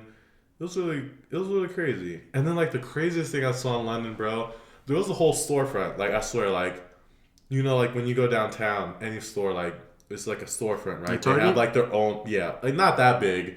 Jamba Juice? Maybe like a Supreme store, right? Okay. You know, like not too big, but pretty big, like relatively big. Zoomies or something. Stuff. Yeah, something like that. But there was like a few places. It would just be a whole store. And you know, London's like hella old, so very like old school architecture. But they would always remodel the inside to be really nice. This store, a few of these stores were just all white. Floors white, walls white, ceiling white. Mm-hmm. Nothing's in there. And then you would just see a fucking mannequin, bro. And I was like, what the fuck is that? And you look at it and it's Donald Trump. And it's literally just a Donald Trump figure, like bending over a bitch and fucking her. Oh my god! Yeah, and it's just a storefront, but it's all white inside. So the only thing is a mannequin, and it's Trump literally just fucking Trump some girl. fucking a girl over a table. Damn. And he's looking back at the storefront, like, and it's just like. What do they sell there? Nothing. Is it just an art exhibit or some sort? You can't go in. You can only look in from the outside. But then I know that these dudes are just trolling Americans, bro. Yeah. Like, straight up. Yeah. Like, that's how much I feel like people hated Trump, like, worldwide, bro. Yeah. Like, straight up, crazy. They had storefronts closed off, fully lit up, just trolling Trump. And, like, the next one was him just, like, bullshitting that's over expensive, too, bro. Bro. I was like, I could be selling stuff in here. That's what I'm saying. How, like, they spent that much money to troll. How do you think they're making money off of that? I don't know. Bringing people to that area. Maybe all the local businesses were like, yo, let's all pay into this rent. Yeah. We're going to bring people here because you're going to take pictures of it. And then they're already here. They're going to go and shop. Because it wasn't like a very busy place. Bam, there it is, bro. Like, why I said Supreme store, it was because it was kind Louis of near Vuitton, a Supreme store. Gucci or something. It was near all that shit. Yeah. That's and, exactly why that thing was there. And it's kind of crazy because like how we're naming off these like high class like brands, like that shit was normal to them. Mm-hmm. Like the crazy shit. I would say that's downtown London though, because I feel like if you get to the outskirts, it's a whole different. It's more mellow. Yeah, because then they're more into like that's like downtown Manhattan, and then you go to like Brooklyn, like maybe, or like Bronx, and it's just like I don't know New York, but if Brooklyn is not like that, don't hold me to it. Like Brooklyn's tight, bro. What you talking about? No, yeah, I feel that though. It's just kind of like like if you go outside London though, like the rest of the UK, it's very mellow because London is like it is like the Manhattan of like. Or London is like the Manhattan of like Europe. Yeah, absolutely. Like I feel like every major European country has a metro like that, like a central hub. Yeah, and a lot of it was like crazy because like they would have like institutional commercial offices for all countries, bro. Like they would have like Chinese banks for this whole skyscraper. They would have like Japanese banks. Snap. Because like London is like an international like trading ground. Yeah, because London's like one of the only places where everybody can go there and trade. I believe like a time zone, like tax free or some shit. They like for some reason, bro. A lot of rich Chinese people, I forget what it was, but they really benefit from flying to London to do their business deals and then just fly back because they avoid like a bunch of like these fees and taxes and shit over in China. Loopholes and stipulations. But London is like one of those trading grounds where like anybody can go there and make hella bread, I guess. For like at least, the elite, to be honest. So. All right, dude. This is a good transition to the next one. The next topic. Stocks and crypto. You got some knowledge on that. I want to hear it. What's it about, bro? Stocks and crypto. What's your stake in it? How about we start with that? What do you mean? In general, like, so are you active in both markets or are you not? I'm not active in crypto. I used to be. Okay. I say a lot of... First off, before I get into this... Disclaimer, he's not a stock broker. Yeah, let's just say this. I would claim that I am above average, but... I am not. I'm above average. Yeah, like a lot of people look at my portfolio and they're like, "Holy shit, you do really well." But then I look at other people's portfolio that I look up to, and I'm like, "Holy shit, I'm like trash," But I just want to say before we even get into this topic that a lot of people, like, I don't want people to get into something that they don't know about, and I think a lot of people when they get into crypto and stocks, they just want to buy into the hype, and I think my first advice to people before I start into anything that I do is I would only spend money in stuff that you believe is going to be around for your whole lifetime, and that's it. And that's when I started being successful in trading. So you said only spend money on things, or only invest your money in things that you believe is going to be around in your lifetime or past that. And we'll say that again because I think that is valuable. Only spend your money on things that you think are going to be around in your lifetime and beyond. Yeah, that will give us some examples. Give us. So for instance, you could give us 3. I could almost give you 3 too. So a big one, like because when COVID hit, I actually spent pretty much my whole like savings into stocks. Okay. Well, actually, I lied because I had my. How dare you? I had my funds for my condo or like a property at the time.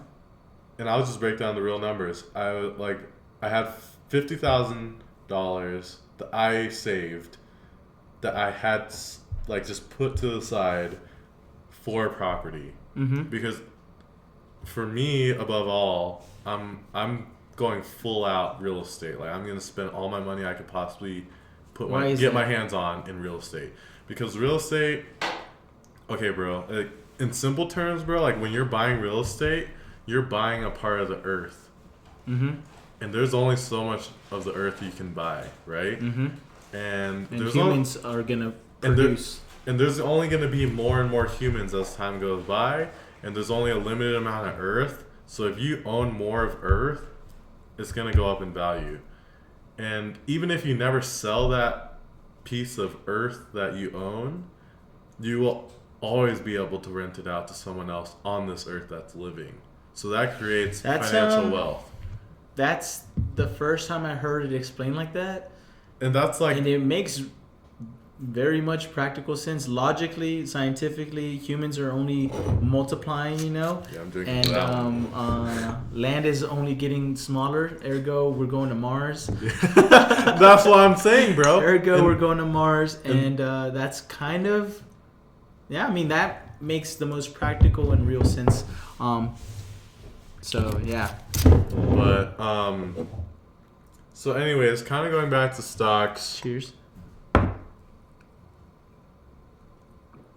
And crypto. Bro, cognac, nothing on me. Yeah, see? It's delicious. I told you. That's a lie. So, going back to stocks and crypto. So, crypto, I'm not currently invested, but about 2-3 years ago, I was really invested into crypto. Which one? So, I was actually invested in a lot of crypto. I was in, obviously, Bitcoin. I was in Ethereum. I was in Litecoin. I was in Ripple. I was in Strat. I was in Doge. That was back And then. that was back Doge then. was back then, bro. Yeah. How long is that? How old is that? When it first ICO'd was like 2016. Initial crypto offer. Yeah. Nice. Exactly. Yeah. So the first ICO was, I think, 0.0000001. And it was stupid. Yeah. And like no one wants to buy that shit because Yeah. it's like, wow, one Dogecoin is worth like a fraction of a penny. No, Like, it was even less than that. It was well, that's what I mean. 1,000th of a penny. That's what I mean. Like, no one wants to buy into something like that, right? And so it's like, there was always ICOs every day. I kid you not, bro. It's crazy. Like, anybody can make their own crypto. It was fucking mind-blowing to me. Blockchains. And Amino so, acids. exactly. I'm kidding. It's kind of like the same thing. Amino acids and like Amino everybody's acids, making their blockchain. own fucking supplements. Everyone's right? getting muscles, you know. Everybody got their Everyone's own flexing. supplement companies and shit. And so when I first invested in crypto and stuff, yeah, I was like, man, fucking Bitcoin was like probably like 7,000 or 8,000 back then, bro. You know, and yeah, Sounds about right. like I'm like everybody else. Yeah, I regret not buying more, but for me, like I'm kind of like I don't dwell on the past. I'm kind of like, what's next? You know, like what's next? But so crypto, it was crazy because like trading and that stuff, I was a day trader because I was always like buying and selling within the same day, and the main reason is because it was so volatile, and you know if like you had the proper timing, you would be able to make like 10K a day. Yeah, easy. Depending on how much you have Put to in. leverage, you know. For me, I wasn't able to make that much. You know, I was only able to leverage around a few thousand, so I could make like a few hundred a day at most if I was doing good. That's a lot of big bucks. But it was like the trade-off is it was so stressful, bro.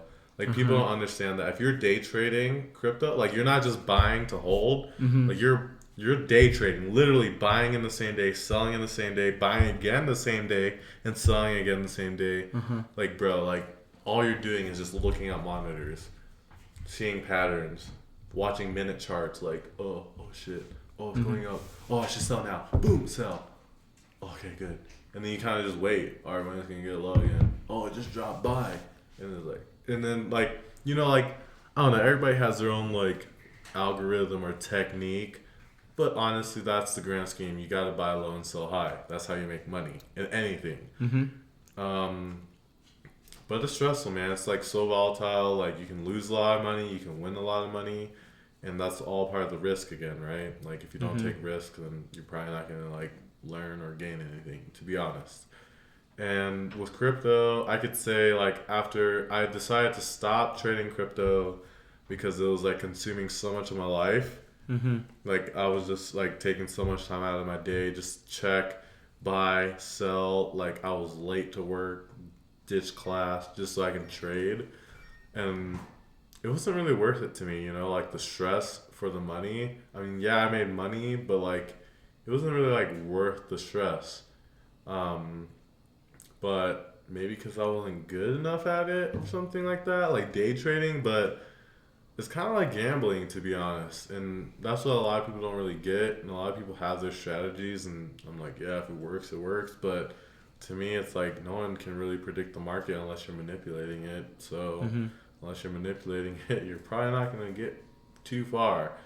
So I stopped trading crypto, and I probably made, I don't know, overall, I probably made about like $10,000 over like the duration of 2 years. So that's not really much, honestly, when I think about how much time I spent into it, Yeah. And that's why I was like, I don't think I should keep doing this. And that's kind of like where I drew the line. I was like, I spent so much time and stress over this, emotional health on this, and I only made this much. Like, that's fucking stupid. And so I was like, this ain't even worth it. But, like, kind of going back to only investing your money into things that you believe will last your lifetime or even further. If I was to follow that, if I was to know that knowledge when I was trading crypto, I wouldn't have day traded. I would have just like Left it put all my money and just kept buying more. Yeah. I don't care what price it was at. I would have just kept buying more because I knew crypto was gonna go somewhere. But my greedy ass was trying to just make quick money every day off of day trading crypto. But like now, like mature Nick or like more experienced Nick, like after all the L's I've taken, all the years I spent like within Forex, crypto, stocks, like that's my greatest piece of advice to everybody. And people ask me, they're like, hey, like what's your best advice for trading stocks, buying stocks? I tell them that, and they're like, holy shit. And I was like, honestly, if you just buy shit that you believe in, you're gonna make money, bro. Like you're gonna be breaded. Like I guarantee you. Because like just think about, what do you use every single day? You drink water, you brush your teeth, you fucking probably eat, you fucking wear shoes. Like you just gotta think about shit like that, bro. Like you can, like a lot of people don't think about stuff like that, and that's the problem. Like they don't think about like how this directly impacts them. Like, oh, I bought this pair of Nikes because I thought they looked cool and I fit in with all these people. But like how I think about it, I'm like, oh, hella homies of mine wear fucking Nikes. I know this shit's fucking like gonna stay around, bro. Like that's just like a fucking thing, bro. Like Jordans, Nikes, that's an aesthetic. Adidas, things like that. Like I'd buy into that, even though I personally don't. I actually don't have any stock in Nike or Adidas. But that's like an example. It's like, like when you see people like wearing that, like buying it. Everybody's buying this shit. Like, what the fuck? I should invest in that shit. I shouldn't buy that product. I should invest in that company. For instance, like Apple. Why the fuck do people buy iPhones? They never really fucking engineer anything new. They never fucking really develop anything new. The only thing really is they change the aesthetic every so often. They add an extra camera. Same with any other fucking... I would say it's consistent in comfort. Exactly. But... that's what they're selling. But how I think about it is like, man, Apple's so fucking smart with their marketing. I don't give a fuck if people love their iPhones. Like, I'm glad they love their iPhones.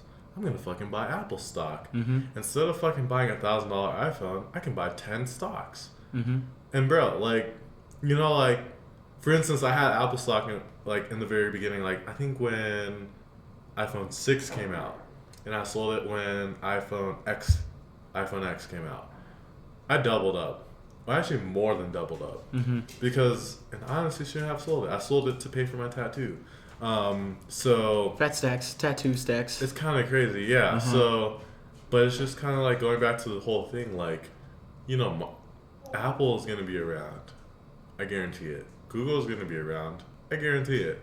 And when I get more money, I'm probably gonna be buying into things like that. Like, like things that you believe in. And like personally, going back into like what I actually own. So, pre-COVID, I owned like 0 stock, actually, like nothing, because that was actually kind of like where I sold all my crypto, I sold all my investments. Really, I didn't have any investments at the time. like basically a year ago. Actually, a year ago, I had no investments a year ago, which is crazy to me because I'm like, holy fuck. But you just realized it, and that's the thing. Like some people don't realize that until they're in their like 40s, 50s. Yeah, it's just like, well, yeah, you are gonna make money, but it meant they almost say, dang, if only when I was 25, I would have put. If I would have put that money in that, I would be so rich right now. Yeah. And that is right now what we're saying is your wake up call. Is this message we're telling you right now is that when you are 50, you do not want to be a person saying that, dang, I wish when I was 25, I would have bought Apple. I would have bought Tesla. I would have bought Amazon. I would have bought Uber, Lyft. Yeah. And the thing is, like with technology and how it works now, it is giving power back to the people, and that is something that is a common trend in a lot of areas. And the whole concept of cryptocurrency is exactly that, giving power back to the people. And if you look for markets that do that, that is where true potential lies, is where you give power back to the people. At one point, that's going to be the same for education, and that's something that I'm very hopeful for, where as soon as people realize, you know what, I don't rely on the higher education system to give me the success. I can do this on my own self by these programs, right, to like get me there. Those, and this is gonna, at one point, it's gonna become a trite language or a trite word, and that is gonna be decentralization, because that is occurring in a lot of different places, right? Currency being the one, Bitcoin that is commonly used in, but you will start seeing decentralization in a lot of places, like media, like news media. It's already starting to happen.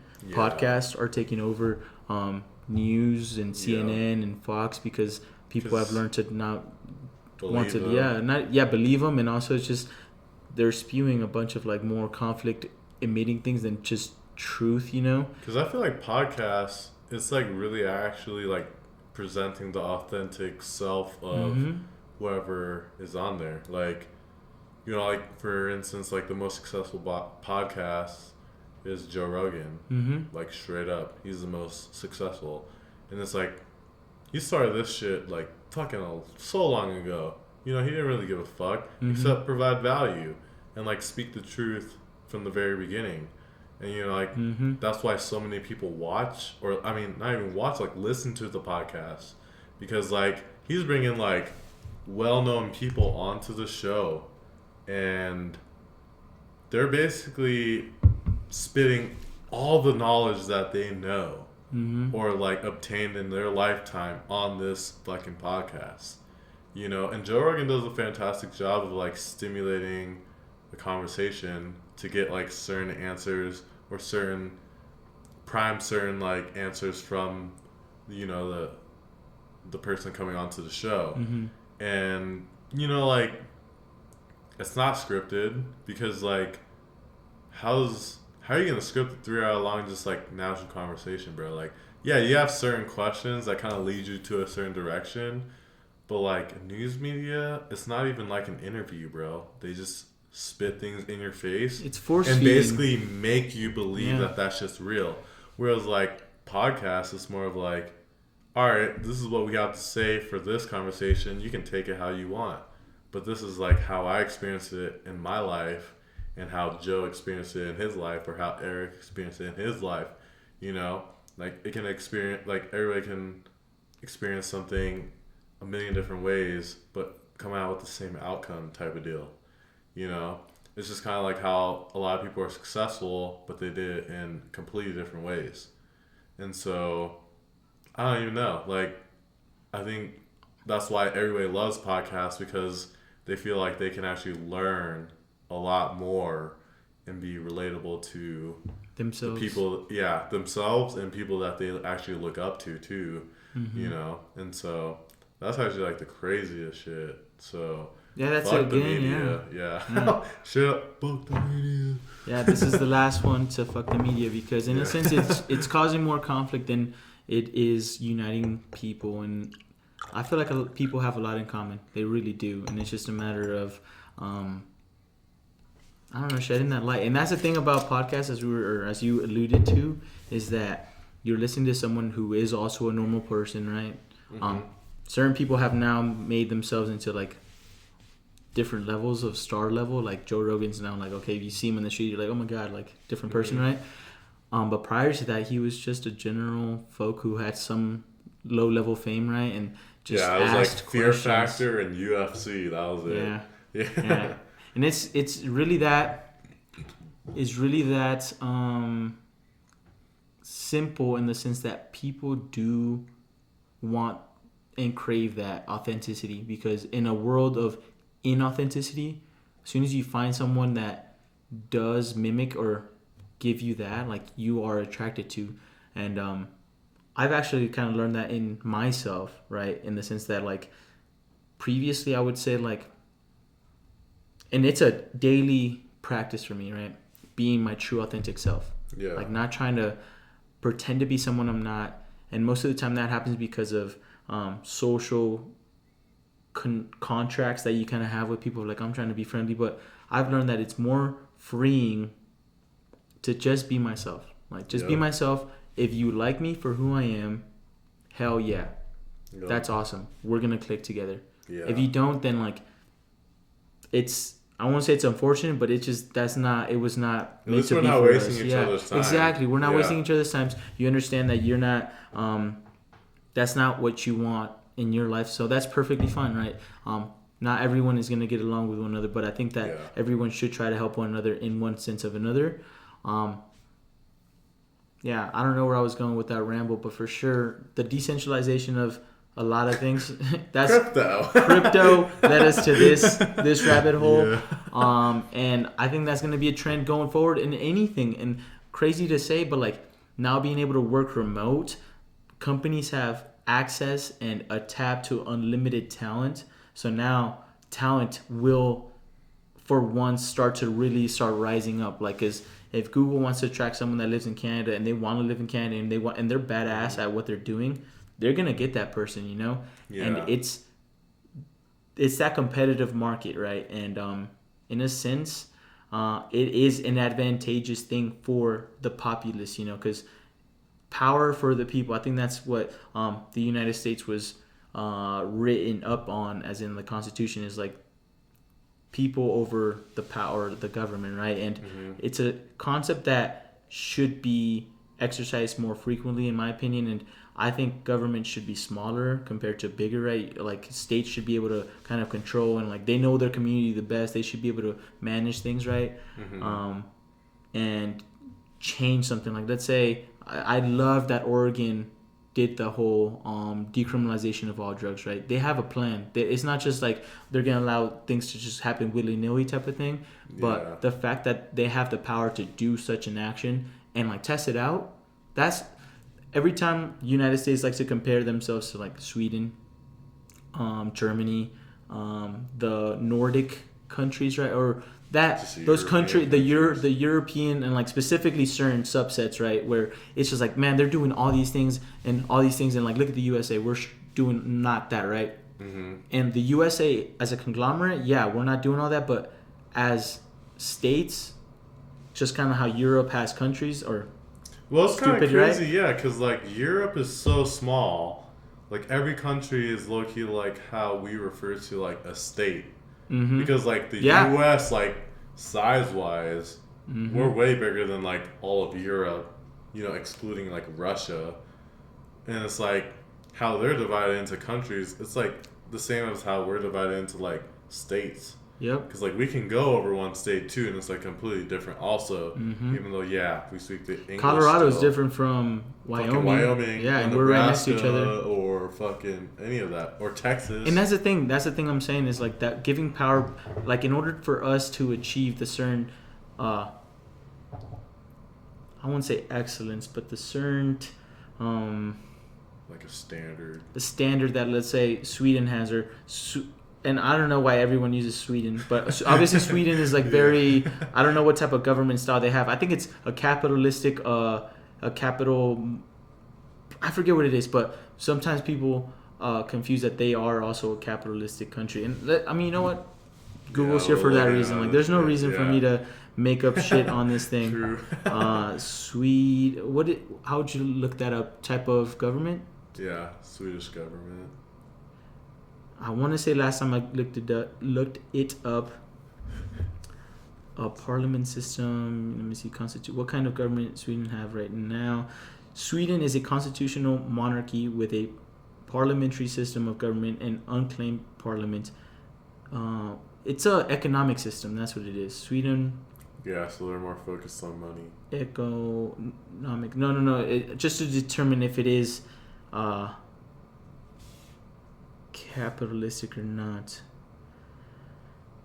Sweden is an export-oriented mixed economy featuring a modern distribution system, excellent internal and external communications, and skilled labor force.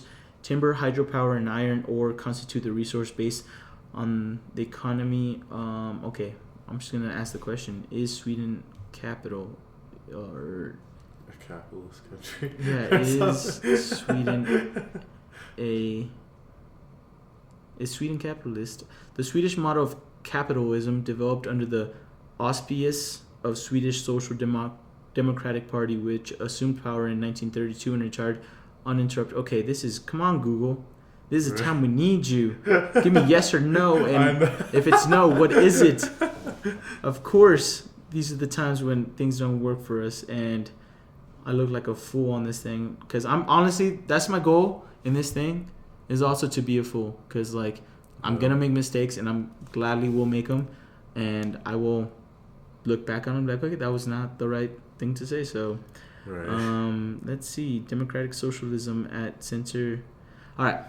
Regardless, I want to move past that. What I wanted to say is that we can practice a lot of those things, or like a lot of the countries that we idolize so much in states like Colorado or Oregon. Is the great example. They're trying innovative things, and the thing is, they're gonna try it. They're gonna see what happens. I'm sure if it goes to shit and it's awful, it's not gonna happen. They're gonna be like, yeah, let's not try that. It's kind of like weed, though. Yeah, like in Colorado, California, exactly. And Washington. And that same mentality should apply to everything else. Let's say, what's something else that I think gay marriage, gay marriage isn't allowed in all states, right? Yeah. Colorado is also in the forefront of that, and you try and what's the repercussion, which is silly to even say, but they're nothing. All right, well, let's allow it in another place. Gambling, as you were saying. Yeah, sports gambling. So that's what I was saying. So after marijuana, it was gay marriage, and then honestly, sports gambling too. Sports gambling isn't legal across all states, but when you look at every single state that does have sports gambling, how much revenue did they generate? Because it's kind of crazy, because it's you have to do analysis though too of how many people are getting fucked over, because let's say you have a gambling addict in your family and they're dang dude, this is getting bad. But that's not the fault of it being legal or not illegal, right? Because you could say that about cigarettes, because people are getting hurt and it's an addictive thing, just like gambling. Yeah, but then it's a choice at the end of the day, right? Because at what point does it not become a choice, though? Because, let's say have you ever... I don't know. I've never been addicted to anything. Have you ever been addicted to anything? I don't think so. Because I would have to say... The closest thing is probably smoking weed, but, even now, I'm not yo, can we take a smoke break? Yeah. And it's I only smoked once today, which was before I came here. Mm-hmm. But it's I don't know, bro. Everybody has a decision. But then also, it's kind of hard because I think it's the person themselves, right?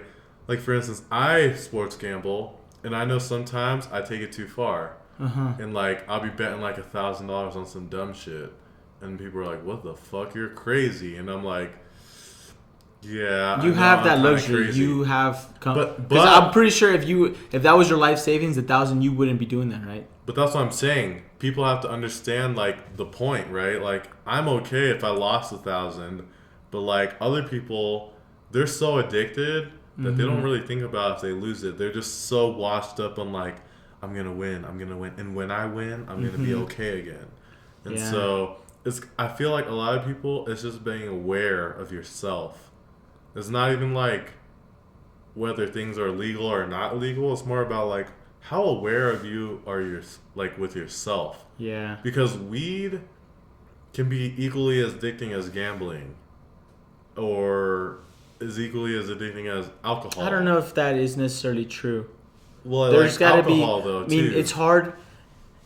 You know what is gonna be in like subtle tangent, but you know what is gonna be a very prominent field, um, in our future, data, like data. Well, data is Already, but like even more, it's gonna because, and that's one thing government also needs to make decisions is data. Like for one, it's like let's try something out in this area. Let's see how it works.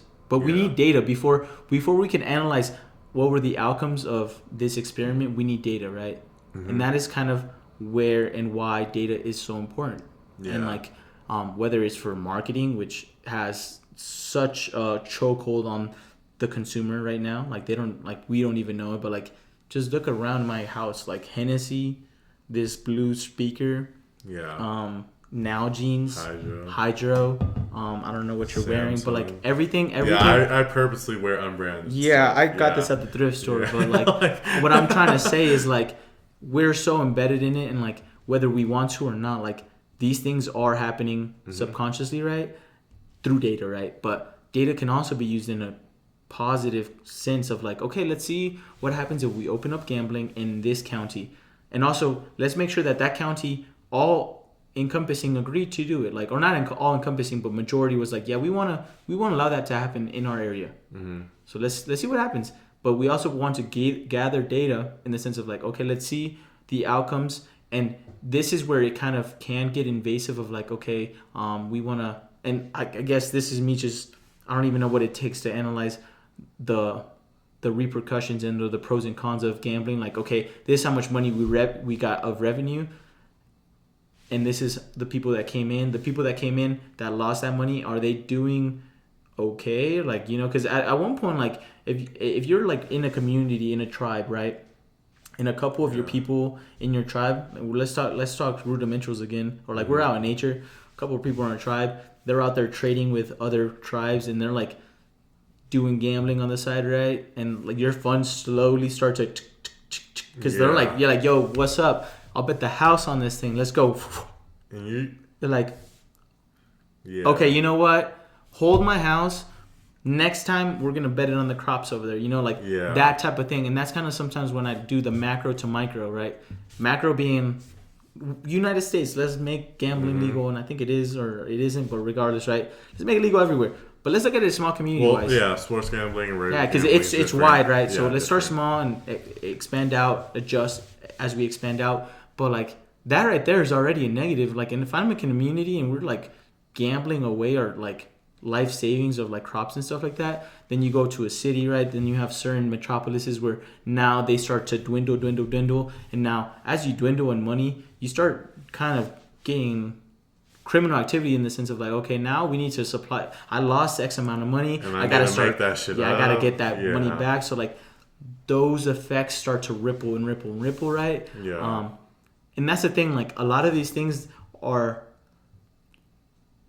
can be great ideas. They really can, but we have to test them out. And that's the thing that America, and I would say most countries that are really big and or don't have the data to support these things, that's where they lack. And it's just like, that's where data can be useful in the sense of like, you know what?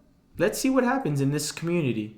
Is it gonna get better, or is it gonna get worse if we say no cap limit on what you can loan out for gambling? I think that's right terms regardless, right? But and at the same time, like the concept of America is like kind of the land of the free, right? But if you do have all this freedom, you also have to have consequences that go along with it, because at one point, like if you bet the house, there has to be some like, you know, I won't say punishment, because there has to be something. Right? Exactly. Like that is your own punishment, right? Yeah. When you lose your own. Yeah, shit. Exactly. So it's just like, dude, and because that's the thing is like, freedom isn't free. Like, freedom isn't free, which is kind of weird to say, because you can't just go out there and do whatever you want. There's gonna be repercussions to what you do, right? And you have to be thoughtful of those things. So. Yeah, it's not cut forward. It's not like an easy slice of any. So I was gonna say, even kind of going back to the original topic of like stocks and crypto, like aside from gambling, like stocks is kind of like Oh, it's gambling, absolutely too. gambling, bro. Like, What and makes it not? and so It's recently, actually, I don't know if you heard the story of like the like 20-year-old, 21-year-old. He committed suicide because he was like over $1 million in debt because Dang. he was doing like call option, or I don't know what he was doing, call or put options, but he was doing option trading. Can you explain what And that is? so option trading in simple terms is like you're predicting a certain price by a certain date so that you can sell a bunch of shares that aren't even yours at that certain price, or like buy a certain, like, so basically opposites, buy or sell. So at a I certain- promised Apple, hey, if your stock gets to $20, I will. by March 1st. You have to pick certain days, bro. It's Okay. crazy. I will buy them guaranteed. Well, Or what is so the? like, yeah, Give me examples because I feel like Okay, so terms like- get lost in people. yeah. So 'cause- options. So yeah, like, I know this stuff. Yeah, for sure, bro. So like, let's say you had like a call option. Let's say Apple's at $100 a stock right now, and then let's say you have a strike price, and you say by a month from now, you believe that it's gonna keep growing. Like that's what you think in the gambling aspect. And so you take this call option because calls mean that you think it's gonna go up. You're predicting something. And Call. puts means you think it's going to go down. And so, for instance, we're going to keep it simple for the call option. So $100 right now, you put a call option in this day, it's at $100, and you think by a month from now, March 1st, March 8th, whatever, you think it's going to hit 150. So you take a call option for Apple 150 on March 8th. So once it hits March 8th, if it does hit that, it's crazy though, because options you leverage out a lot of shares that you can't even afford. So the call option is usually around like 100 shares.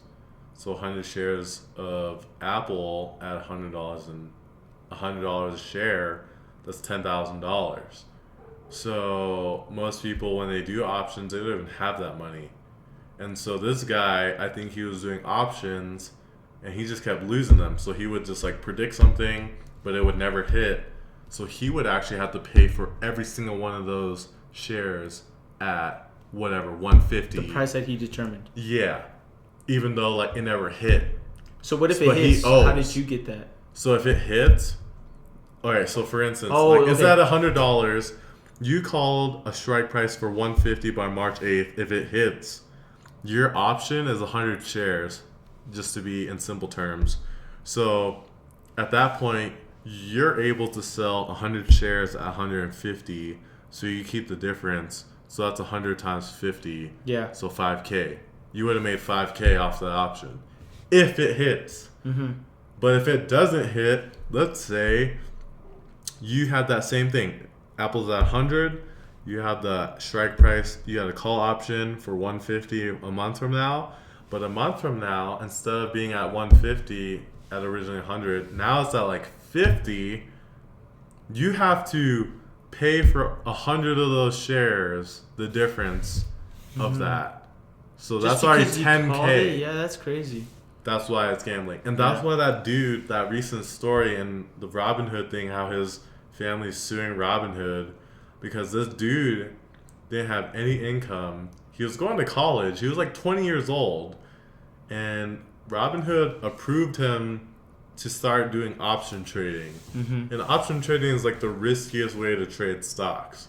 And so now their family is like trying to sue Robinhood on top of the whole GME shit.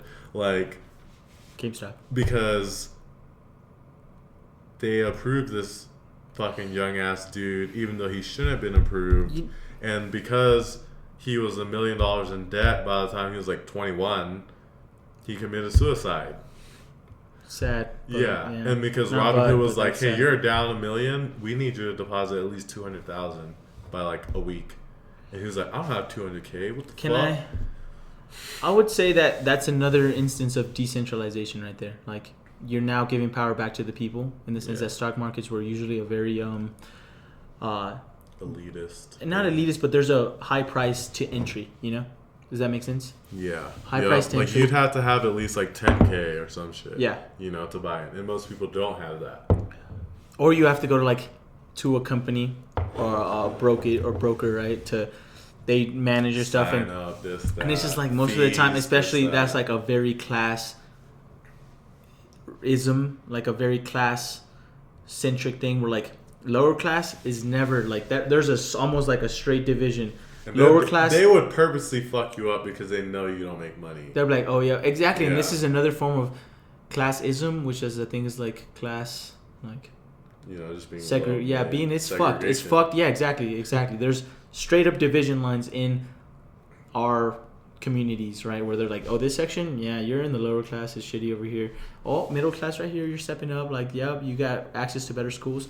Now here's where you want to be. You got a private school right next door. You got swimming, Mm-hmm. And in this lower class, you're for sure not even thinking about investments. You're just thinking day to day, and you're how getting do I get fucked food? over. How do I pay It's rent? it's like a cyclical failure. Like now, I'm eating unhealthy because I'm eating unhealthy. I'm sluggish because I'm sluggish. I am not that motivated to go to work and do these blah blah blah. Like it's a snowball effect downwards. And likewise, success is almost the reverse of that, right? You get you get more money. You start using it wisely. You invest. Oh, I just got paid off from that investment. Oh, I'm gonna use that extra. Bam, bam, bam. I'm gonna eat healthier. I'm like, oh, now I'm running. Now I got extra time. Now I'm feeling healthier. Bam, bam, bam, bam, bam, bam, bam. And it's a snowball effect. Either spectrum. All over the way, yeah. Exactly, and that's the crazy thing about failure and success. Because and that's how you get into that. Because if you're in the lower class, you're not thinking about investments, right? You're not thinking about none of that, right? You're in the higher class. That's like, oh, I have excess money. What should I do? Much money. What should I do with my excess money? Oh, let it work for me, right? And that is the pinnacle of dividing our nation. yeah, that's that right there, right? In a very simple example, that was it right there. And when it comes to money and you getting into that, these financially smart things, right? Dang, I forgot where I was going with this. I was trying to reboot it right there, but it didn't want to happen. Stock markets, getting into money growing for itself, and low class don't even have that opportunity. Yeah, it's. And I think that's how my parents were. They came from Vietnam. They came here with nothing, and then they did spend all their money on food and supporting you, bro. Supporting. Yeah, me, you and your sister. Their family too, because my dad basically sponsored over my whole family, all of his sister and so I have on my dad's side. What's your dad's name and your mom's name? My dad's name's Fu or Fook. Fuck. Fook. Fook. Phuc, literally. Fook. That's cool. And my mom's Tren. So they also, let's put that on record. If it wasn't for them, all the generational wealth that you are about to accumulate and pass on to your kids and your kids when they're listening to this in the future, because that's going to be also happening at one point. They're like, dang, my dad did a podcast. Let's listen to it, right? Yeah. This is it right here. It was because of Fu and Tren. Tren, yeah. Because of them, they took a risk. They laid the foundation. Bam, and likewise for me, my mom and my dad, and then majority my mom at one point, they laid the foundation, right? Yeah. And if it wasn't for them, I wouldn't have these plants. I wouldn't have this microphone. I wouldn't be speaking to you. This roof, everything here. I wouldn't have none of that. Yeah. So shout out to those people, because without all of that, there's none of that. Well, that's kind of directly talking about how you were saying how, high class, middle class, lower class, high class, they have so much money, don't really have to worry about money.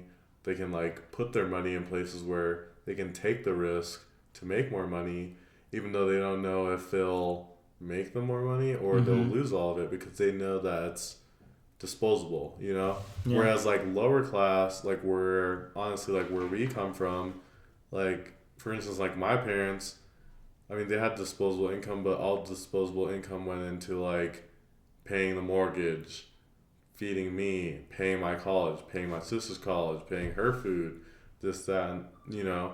And so, like, my parents never really had time to think about, like, investments and things like that because all their disposable income, which would have landed them in, like, the high class area, that was all spent on, yeah, like, basic necessities of, like, taking care of their kids, like, paying for their education, things like that. And then it's like, for the high class, like, they have so much money, they can do all that and still do risky investments or whatever. It's the head start that prior to our conversation we were talking about, the like generational wealth. It's that generational wealth. It adds up, right? It's pretty simple to see when you're starting to act on it. Like my kids will have a head start from where I started. Where you, same exactly. with me, yeah. And likewise, most, I don't want to generalize anything, but like the higher class is majority white. And they, in a sense, because they've been here for the longest time. Exactly. Whereas, and their like, roots, we migrated here, like, within, like, 20, 30 years ago. Our parents. Exactly. Right, yeah. Exactly. And that's exactly the reason you see the demographic switch between lower income class, like majority black, majority Latino, right? Also Asian populace in there. Yeah. And I want to say, I don't know what the immigration rate for Asian populace, just because you're crossing a damn sea. Like, it's not as easy as crossing a border, you know? Yeah. So that isn't as high, but that is absolutely there in that sense, right? And you could see that the head start, like the value, or like how it helps, because now your dad knows this person that works for that place, and that place is looking to hire one person. It's like, hey, my daughter or son just like graduated, and that, how about you hire them? Or I was able to get them through college because I had that extra money that through my investments I was able to, you know, knock it back a little bit, take some stuff out, sell some things. I paid for my daughter's college. Bam, they're going there. And like all those subtleties and all those I guess you would say head starts, like they add up. They really do. It's like you starting up with capital in a business compared to you bootstrapping and like having to go outsource all this capital type of thing, right? Yeah. So finding investment. Yeah, and exactly. And there's some people that just come up with ideas just naturally, and they can fund them, and they're like, "Yep, I'm gonna put money into that." And at one point, you know, that's something that I could see myself absolutely. It's like I would love to like start many of my ideas. You know, it's just a matter of funding and having the capital for it. Yeah. But yeah, I hope that with time also though, one thing that I do wish to like get out there is like that as much as you're helping yourself, you're also helping others, you know, because like I think that is key. Like, and you help the people that are to you the most in need of it. Because like for me, the most people in need of it for me would be immigrant Mexican fam or like Latinos, right? That's where I experienced, and that's where my struggles and trifle and tribulation, right, came from, right? It's like, okay, so what do I want to do? I want to like invest in the lower education system and start there type of thing. But as well, like you invest in the things that you think most resonate with you, and I think that in a sense is like it's kind of just like stocks, right? Yeah, exactly.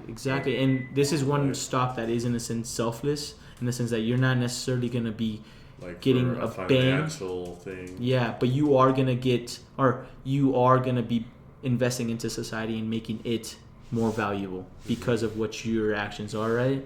And because if every rich person or everyone that had abundance of wealth had that mindset, right, I feel like the world could be different. And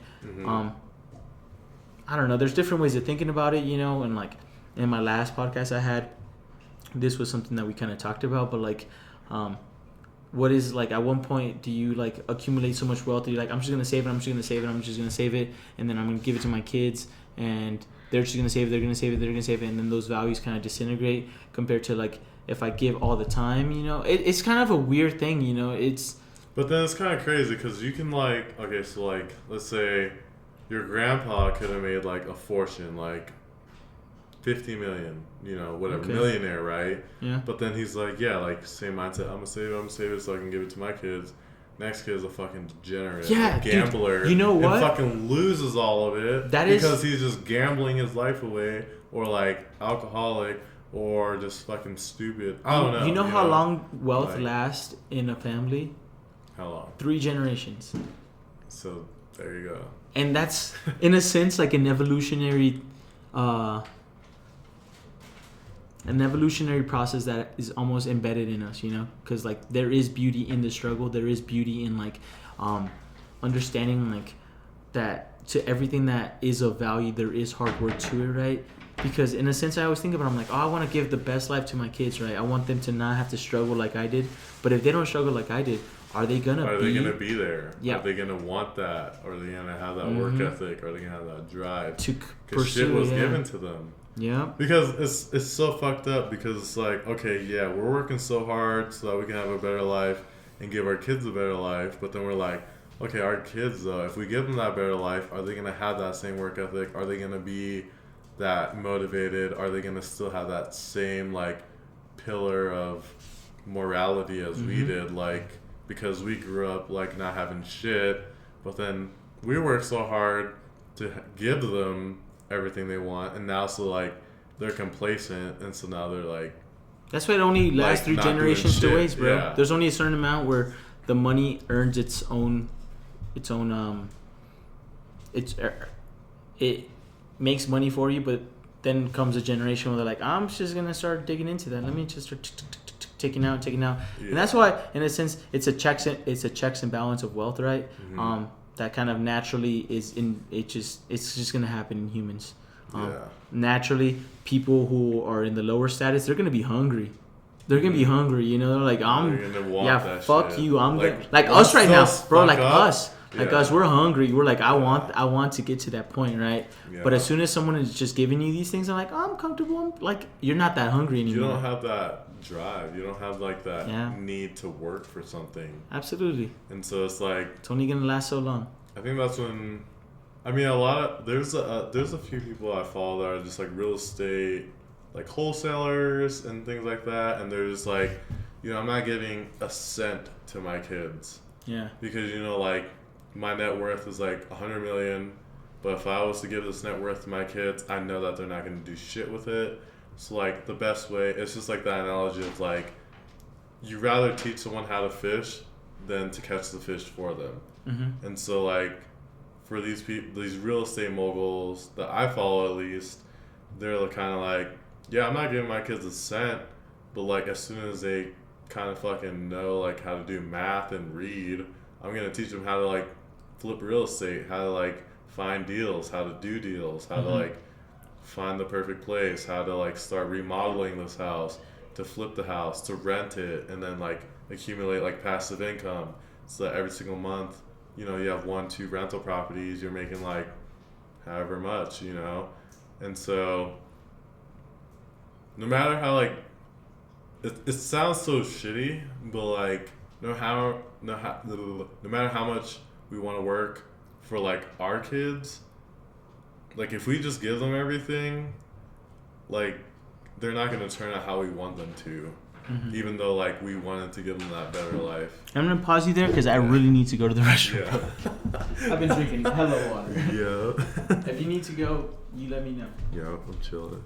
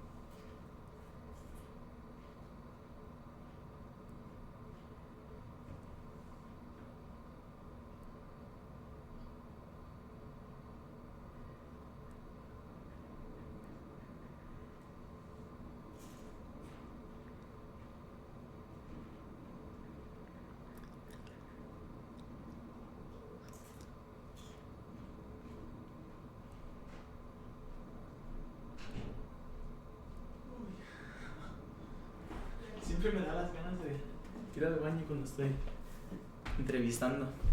Alright, bro. Let's do some rapid fire questions because Yeah. those were all freaking solid right there. Yeah. Have you ever done a Rubik's Cube? I learned it a while ago. I can solve it from that, but like From here? from the beginning, I can't.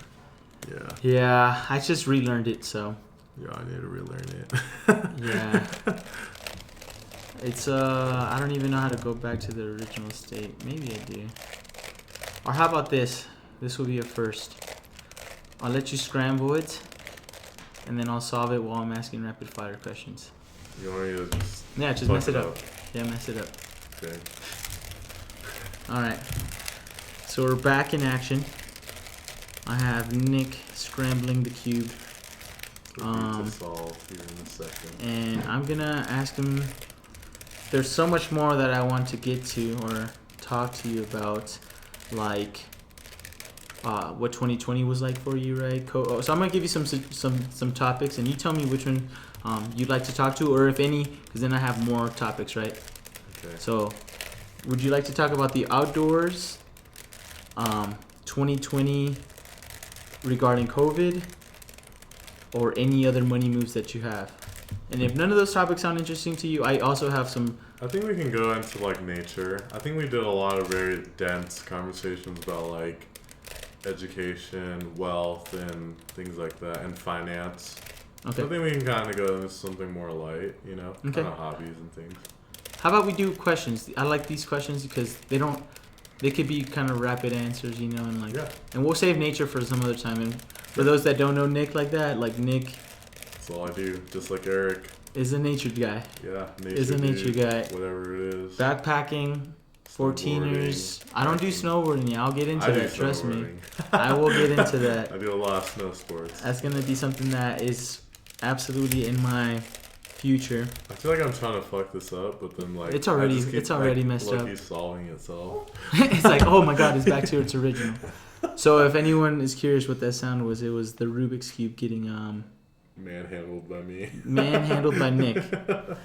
All right, so the first question is, who are your role models growing up versus now? I don't want to even just say my parents. You know, obviously. Let's put a constraint on it. It so can't be family. Yeah, so that's what I was gonna say. So I think why I named my mentor is because of how much he taught me. So I think he's been a very influential piece in my life because he was able to teach me how to navigate social constructs within more wealthy clients and how to obtain. And I'm gonna stop you there. What tips and or advice did he give you to be able to manage wealthy clients? Or Yeah, so there's a lot of pieces of advice, but a lot of it kind of goes back into like building value within yourself and like being able to stand your ground and knowing like what you're putting on the table and like how you can make other people's lives better and benefit from like your skill set. So would you say add value to these people? Yeah, exactly. And so after he was honestly, that was like the major thing he taught me is like, you know, like this is how you add value, or this is how you prove your value this is how you prove your value with your skill set to other people's life, specifically very wealthy individuals. And so I think after that point, it was kind of like, damn, that really unlocked a lot for me because now I feel very comfortable with, you know, talking to very wealthy people, asking them for their business with me for certain things because, you know, I already built that rapport with these people. And I think that was like a very invaluable lesson that I could learn, you know, like it didn't cost money. It was just more about time, commitment, and like, you know, taking that first risk of like being a part of his company type of deal. Perfect. So I always say to everyone is try to seek a mentor in the field that you are most interested in, because I think that proved very beneficial to you and almost developed a business partner. Yeah, It's kind of... You can always learn from somebody else. Absolutely. You don't have to be a superhero and do it yourself. I think that's what has killed many of projects is because I try to be a superhero and try to do it myself.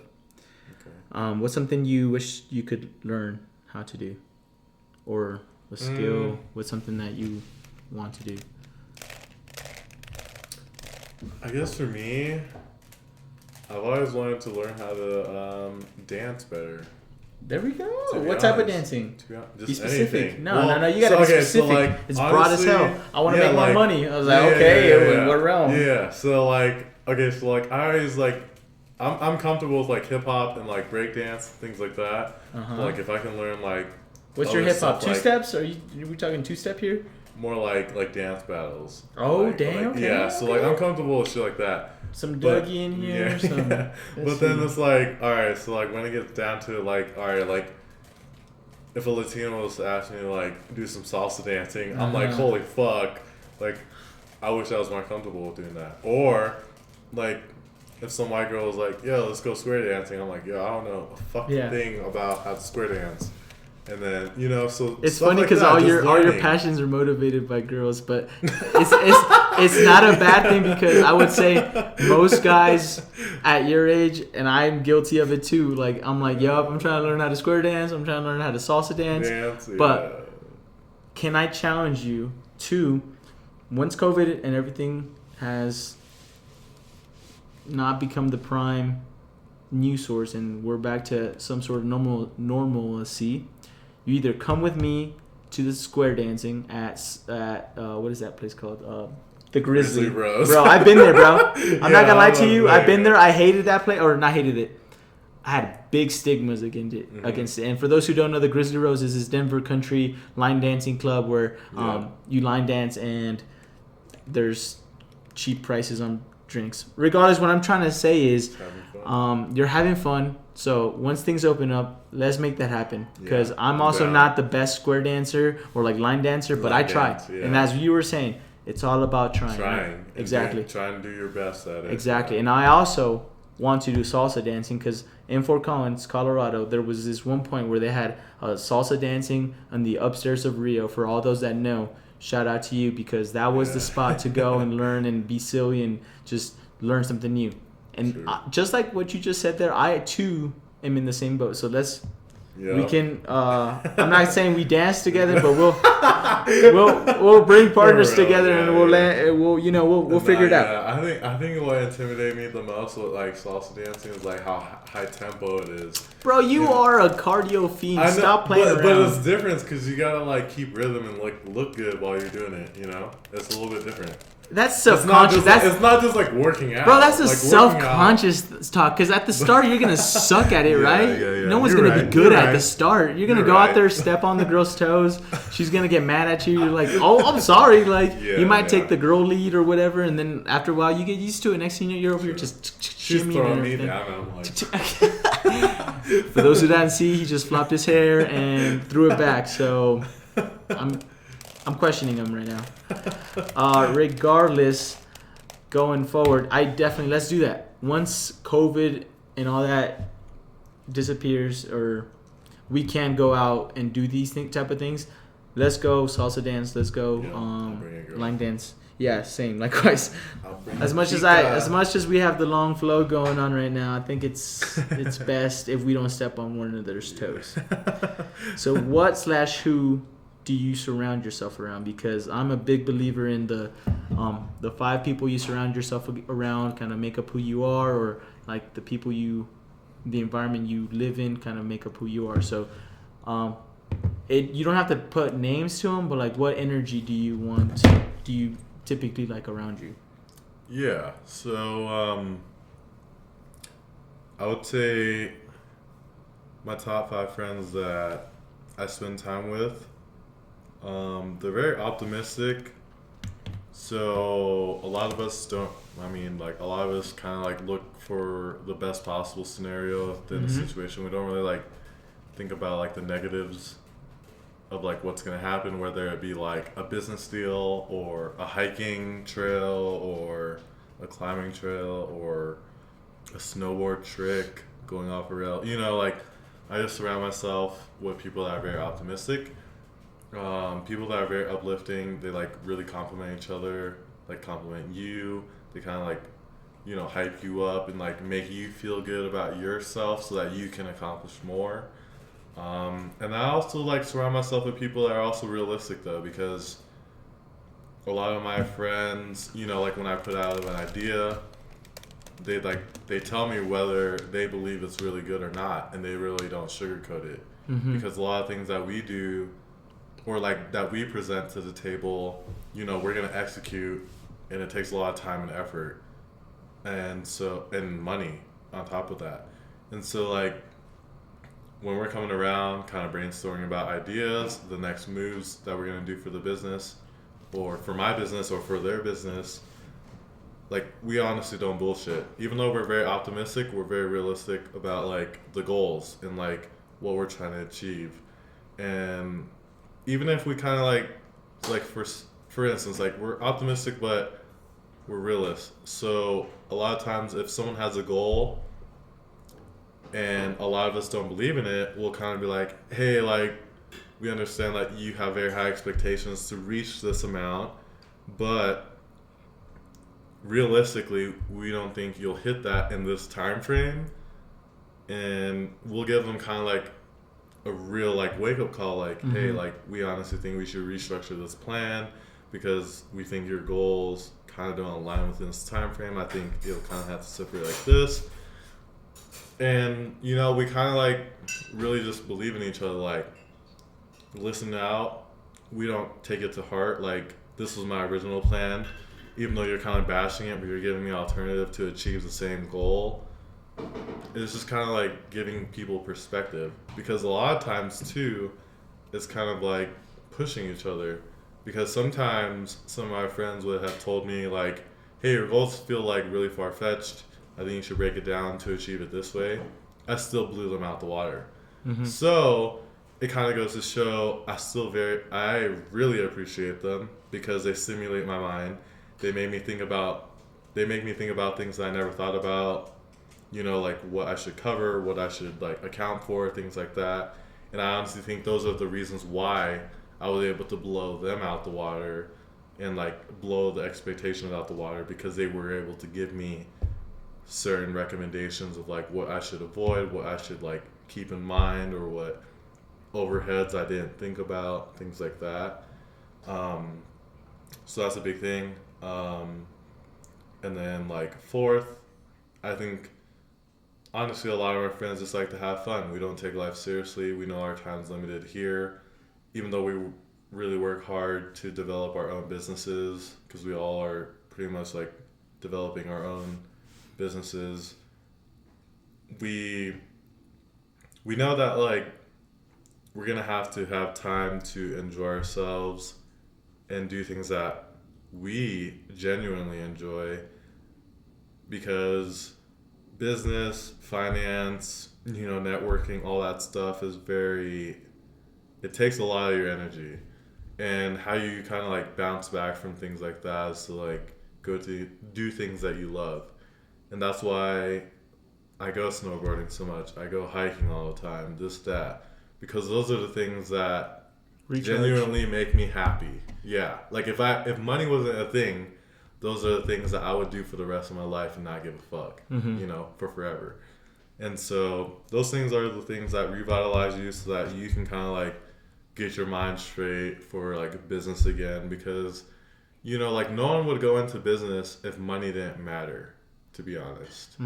Like I wouldn't be in business if money didn't matter. Dude, can I give you a suggestion too? Before I forget? It's just like, what if you do like videography for snowboarders?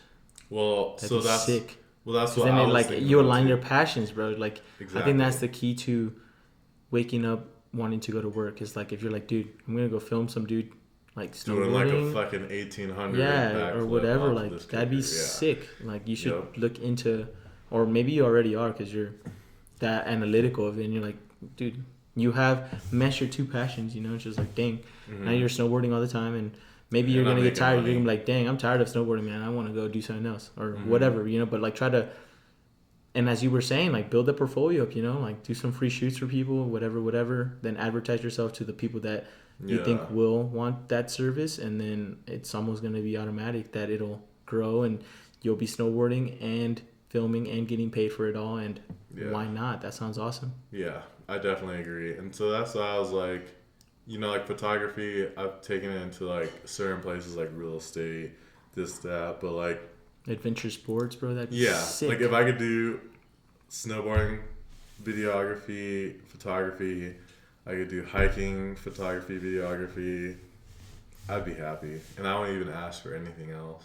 Mm-hmm. But, like, I think that's what a lot of us are doing is like working toward our passion. But it's kind of sad because, like, for me, I know exactly what I want, but 99% of people don't even know what they want. So it's a hard question though. You can't blame them. yeah, Because and it's not well, that's easy. what I'm saying. Like, and that's why I say I feel like I'm lucky to be able to know exactly what True. I want because people really don't know what they want until even Even after why? they You know die, they what still it don't is know. is because the lack of risk taking and willingness to be discomfortable, because that's usually when you get to learn the most about yourself. You're like, you fail. you know what, I tried that and I really didn't like that. Okay, cool. You know why I tried that? I really didn't like that. I tried that and that was cool. That one. I like Yeah, that one, right? I like that one. And that is something that in today's society is, I wouldn't say frowned upon, but it isn't very much encouraged to explore and see what you really like, see what you don't like, And in a sense, sometimes we entrap ourselves in jobs and in work and all these things, right? So it is unfortunate.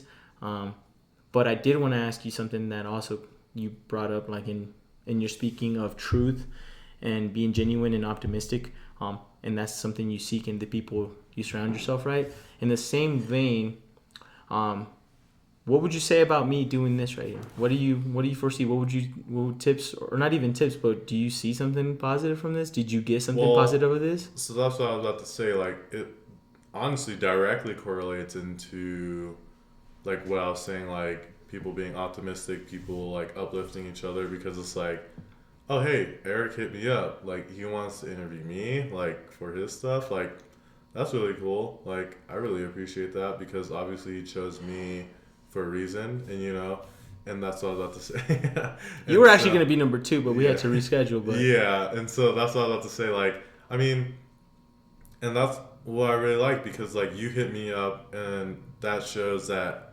you find value within me as a human to like provide quality content for something that you're trying to build yourself. And on my side of things, like when you're inviting me on to do something like this, it's nice because like you're in the beginning of it, and I'm like, yeah, like I want to definitely be a part of that. Like I really hope it grows to be like fucking big, And so like if I'm just like one little step to help you get to that goal of whatever you want to achieve, I'm all for it, like, and I feel like I'm not losing anything for coming here, if anything, like we're furthering and solidifying our friendship, because we've been homies for forever, I feel like. Cheers to that. And so I don't have any more left in here. Yeah. But, next time, get a bigger bottle, Eric. It's actually, that was perfect, in my opinion. But yeah, same here. I'd be too fucked up. But I think that's like the main thing is like, when someone asks you to be a part of something, even if, I don't know, I mean, money is a sensitive topic, but like, and it doesn't cost you anything, like, what do you have to lose sometimes? And I think a lot of people, they get so complacent, they just want to be at home, they just want to be by themselves, they don't want to do anything new, they don't want to be asked questions, they don't want to like stimulate their minds and things like that, And so I think like how you're just like reaching out to people, like you said in the very beginning, like, like you want to do this and like provide value for people that do watch, but then it's like also you genuinely just want to be able to like actually like keep up and like reconnect and like actually like know the people that you're actually surrounded by, like further. And so I think that's like the coolest part because you're genuinely not out here like pushing like money or like views and this things like that. Bro. Like we're just doing it. Like we're just doing it for fun. Like, and we're getting a lot of value out of it, even if no one else in the whole fucking world gets any value out of it. Mm-hmm. But we pray that we do, and that's where the whole optimism comes. You know, like we pray that other people do watch this so that they do learn more, and then like on the other end, like we're listening to other people and we're learning from other people all the time too, and that's why we're doing this, is so that we can share our knowledge to everybody else that wants to even like take time out of their day to listen to us. Mm-hmm. You know, and so I think that directly correlates to all of it, and that's why I even agreed to this and came to this, you know. Mm-hmm. And yeah, the other day I was just like, nah, I'm not feeling it. Yeah, I don't think I'm ready for that. Yeah, that's a lot, Yeah. you know. And today I was just chilling. You know, so I had one house, go to that house, chilling, go to Eric's, drink, chill, talk, do whatever. Yeah, like Yeah. you know. And I think that's cool because like I know like you appreciate my time. I And do. I think that directly correlates into the whole reason why I actually am willing to be here, you know? Mm-hmm. Because I know like people like you actually appreciate my time, whereas like, you know, I've been to meetings and things like that where I feel like people don't even value me, and I like straight up leave, you know, like because if I like, because I've had a lot of business meetings where I feel like I was, you know, being undervalued or I was being kind of used. Mm-hmm. And I was like, hey, I don't think I'm a right fit for you. And I just walk out straight up. Mm-hmm. Like, I just don't waste time. I don't like wasting time, to be honest. Like, if something's not going to work out and you know it's not going to work out, I'm leaving. Like, I'm like, hey, nice to meet you. I don't think we're a right fit for each other. I think you should find someone else that'll be a better fit for you. It's because, I mean, time Yeah. is our most valuable thing to Yeah. all humans, right? And I myself am victim to renting my time out to certain entities, right? And that's Mhm. something where my future is not always going to be in the rental real estate as in time, right? Mhm. Not to confuse anyone of what I just said there, but Yeah. I do not want to rent my time out to someone at a certain rate. Like, I want to be in control of my rate and everything. Mhm. So, but yeah, I think I think before we even started this, like, I want to add value to whoever listens to this, and like naturally things of good value will go to the top, and that's my business agenda with this, right? And like, in no way am I seeking money. Like, I have other alternatives for making money. This is not one of them. Yeah. What comes of this is more of, for one, like deepening and reaching out to people, and it's almost selfish. I kid you not. It's almost selfish what I'm doing right now, because for one, I'm asking you questions. Like, I could easily run with the idea of like, oh, let me start my own fucking photography business and do Yeah. that. Like, I'm intrigued genuinely of what you have going on, right? But 'Cause then I see- even on top of like you being selfish, you know, like I still knew like I was gonna be interrogated like when Uh-huh. I come here, you know, and so I think it kind of comes to show like yeah, like it's not even being selfish. It's just more of like you not being scared to ask questions, Mhm. and I think a lot of people nowadays they are too scared to ask questions. They're too scared to like do anything, to be honest. You know, like when I talked to my mentor, I asked him like very deep questions like, what is the goal of this company? Like, you know, like, and, you know, that's not selfish because it's just like, hey, like, what's your goal for this company? I want to see if I'm like aligning with this. I want to see if like I'm a fit for this vision. Mm-hmm. Because like, if I listen to the goal of your company and I don't believe in it, I'm not gonna waste time in here, you know, more. Mm-hmm. You know? And so kind of going back to you, you know, like I mean, I wouldn't view it as selfish, man. Because No, and everybody made their decision to come on here and they knew. And you know why they I were said gonna that be though? asked. Yeah. Is because I almost gain more from these conversations than everyone else. And Yeah. another motivation for me having these is because I've had conversations with people. I'm like, dang, I wish I recorded that for my own even just self, so I could go back and listen to that, because there's so many valuable things in there, right? Mm-hmm. And I mean, it took a while to get to this point. Like, it took some time to be like, you know what, I'll go reach out to these people and do these things. But again, it's like, for me, like it's my genuine curiosity of things that I'm always like, oh, what is that person doing, or how's that person doing?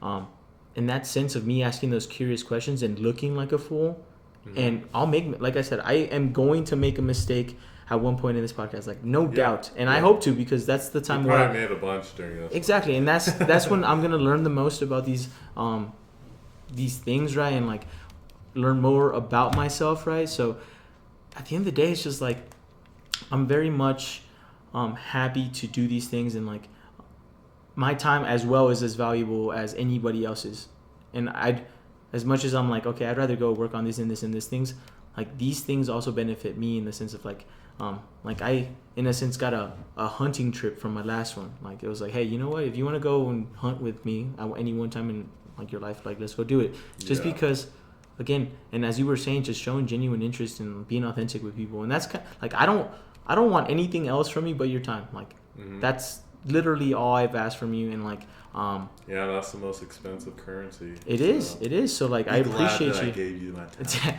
All right, Mr. Modest. Shit. All right. I'm just playing. But yeah, that's a good segue to the next not even question, but just to wrap things up. What is a current song banger you're like on repeat? Doesn't have to be your favorite, just something that you're like, as soon as I asked that question, what song came to mind? Solely Had, Maybe Not, featuring Mac Ayers. Okay, slowly. Or Solely. Solely, like soul. Yeah. Had. That better be the first hit on this thing. It should be. Also, why is my internet just being slow on every occasion right now? Slowly Had. And that should be Maybe Not. Maybe Not. Okay, we're going to play in 10 seconds of this because I'm not trying to get copyrighted out here. There we go. I like this.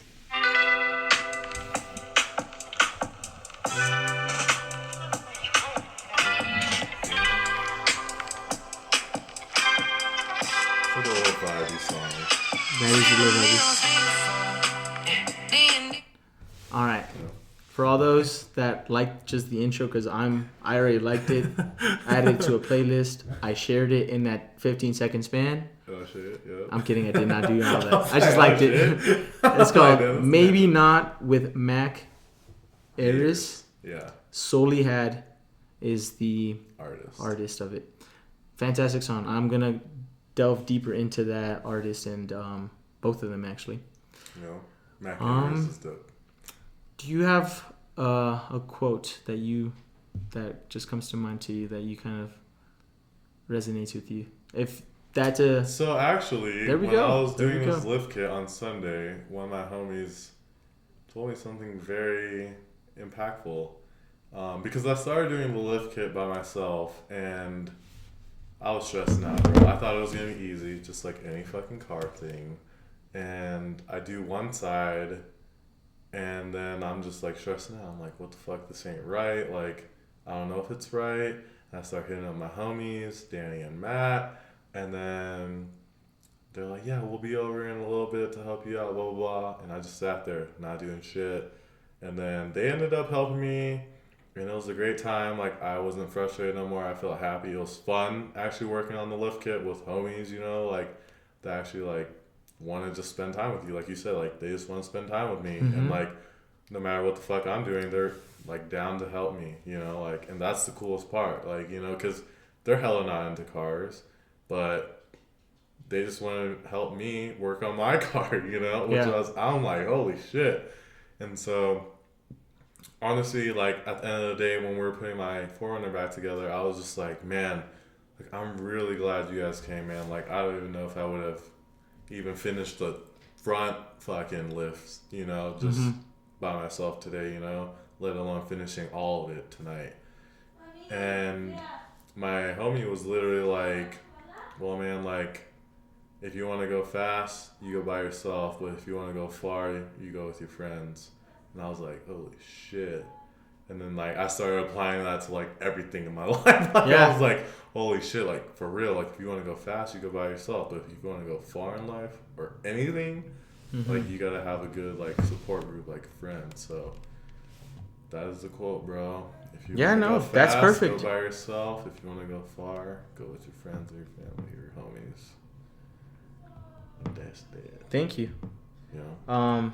And I also really appreciate that song because like I said, I'm no lie, that was a good one. Yeah. So now it's your time, plug time, bro. Like, tell us about how, if someone has real estate property and they want to show it off by the best of the best, how can they get into contact with you? What are your pages? Like, this is your time. I'm gonna finish this while you're doing that. Yeah. So my Instagram is Nick Lotographer. So it's just Nick Nick Law and then Tographer Tographer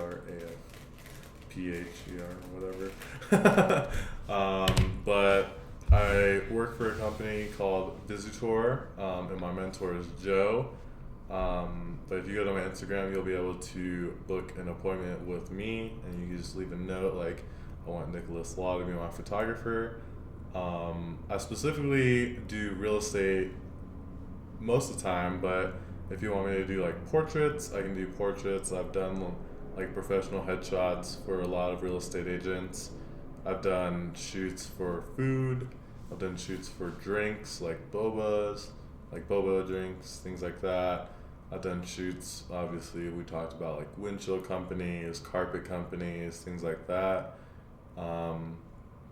But any of those things, like I was saying in this podcast, even if I'm not comfortable doing it, I'm still going to do my best and I'm still going to accept the job. Even if I'm not comfortable with it. I'm not going to tell you I'm not comfortable with it, but I'm going to tell you that I'm going to do it. And I'm just going to figure it out, you know? And so I'm not going to turn down any job, photography, cinematography wise, but yeah. All right, Nick. I liked it. Thank you so much for your time and for coming over and for sharing a night with me. And next time we are on this podcast, we'll have plenty more success to share and more knowledge to give out to people. So this is just a start. Of Hennessy. Next time we're gonna get the 1.75 liter black label, gold plated. Yeah, it's gonna have its own chain. For real. And our name's engraved in it. Podcast number like 300 something. And at that point, we're gonna be actually sponsored by Hennessy. Never stop, never settle. Yeah, exactly. Yep. All right, bro. Well, that was fun, and I'm gonna go ahead and stop it there.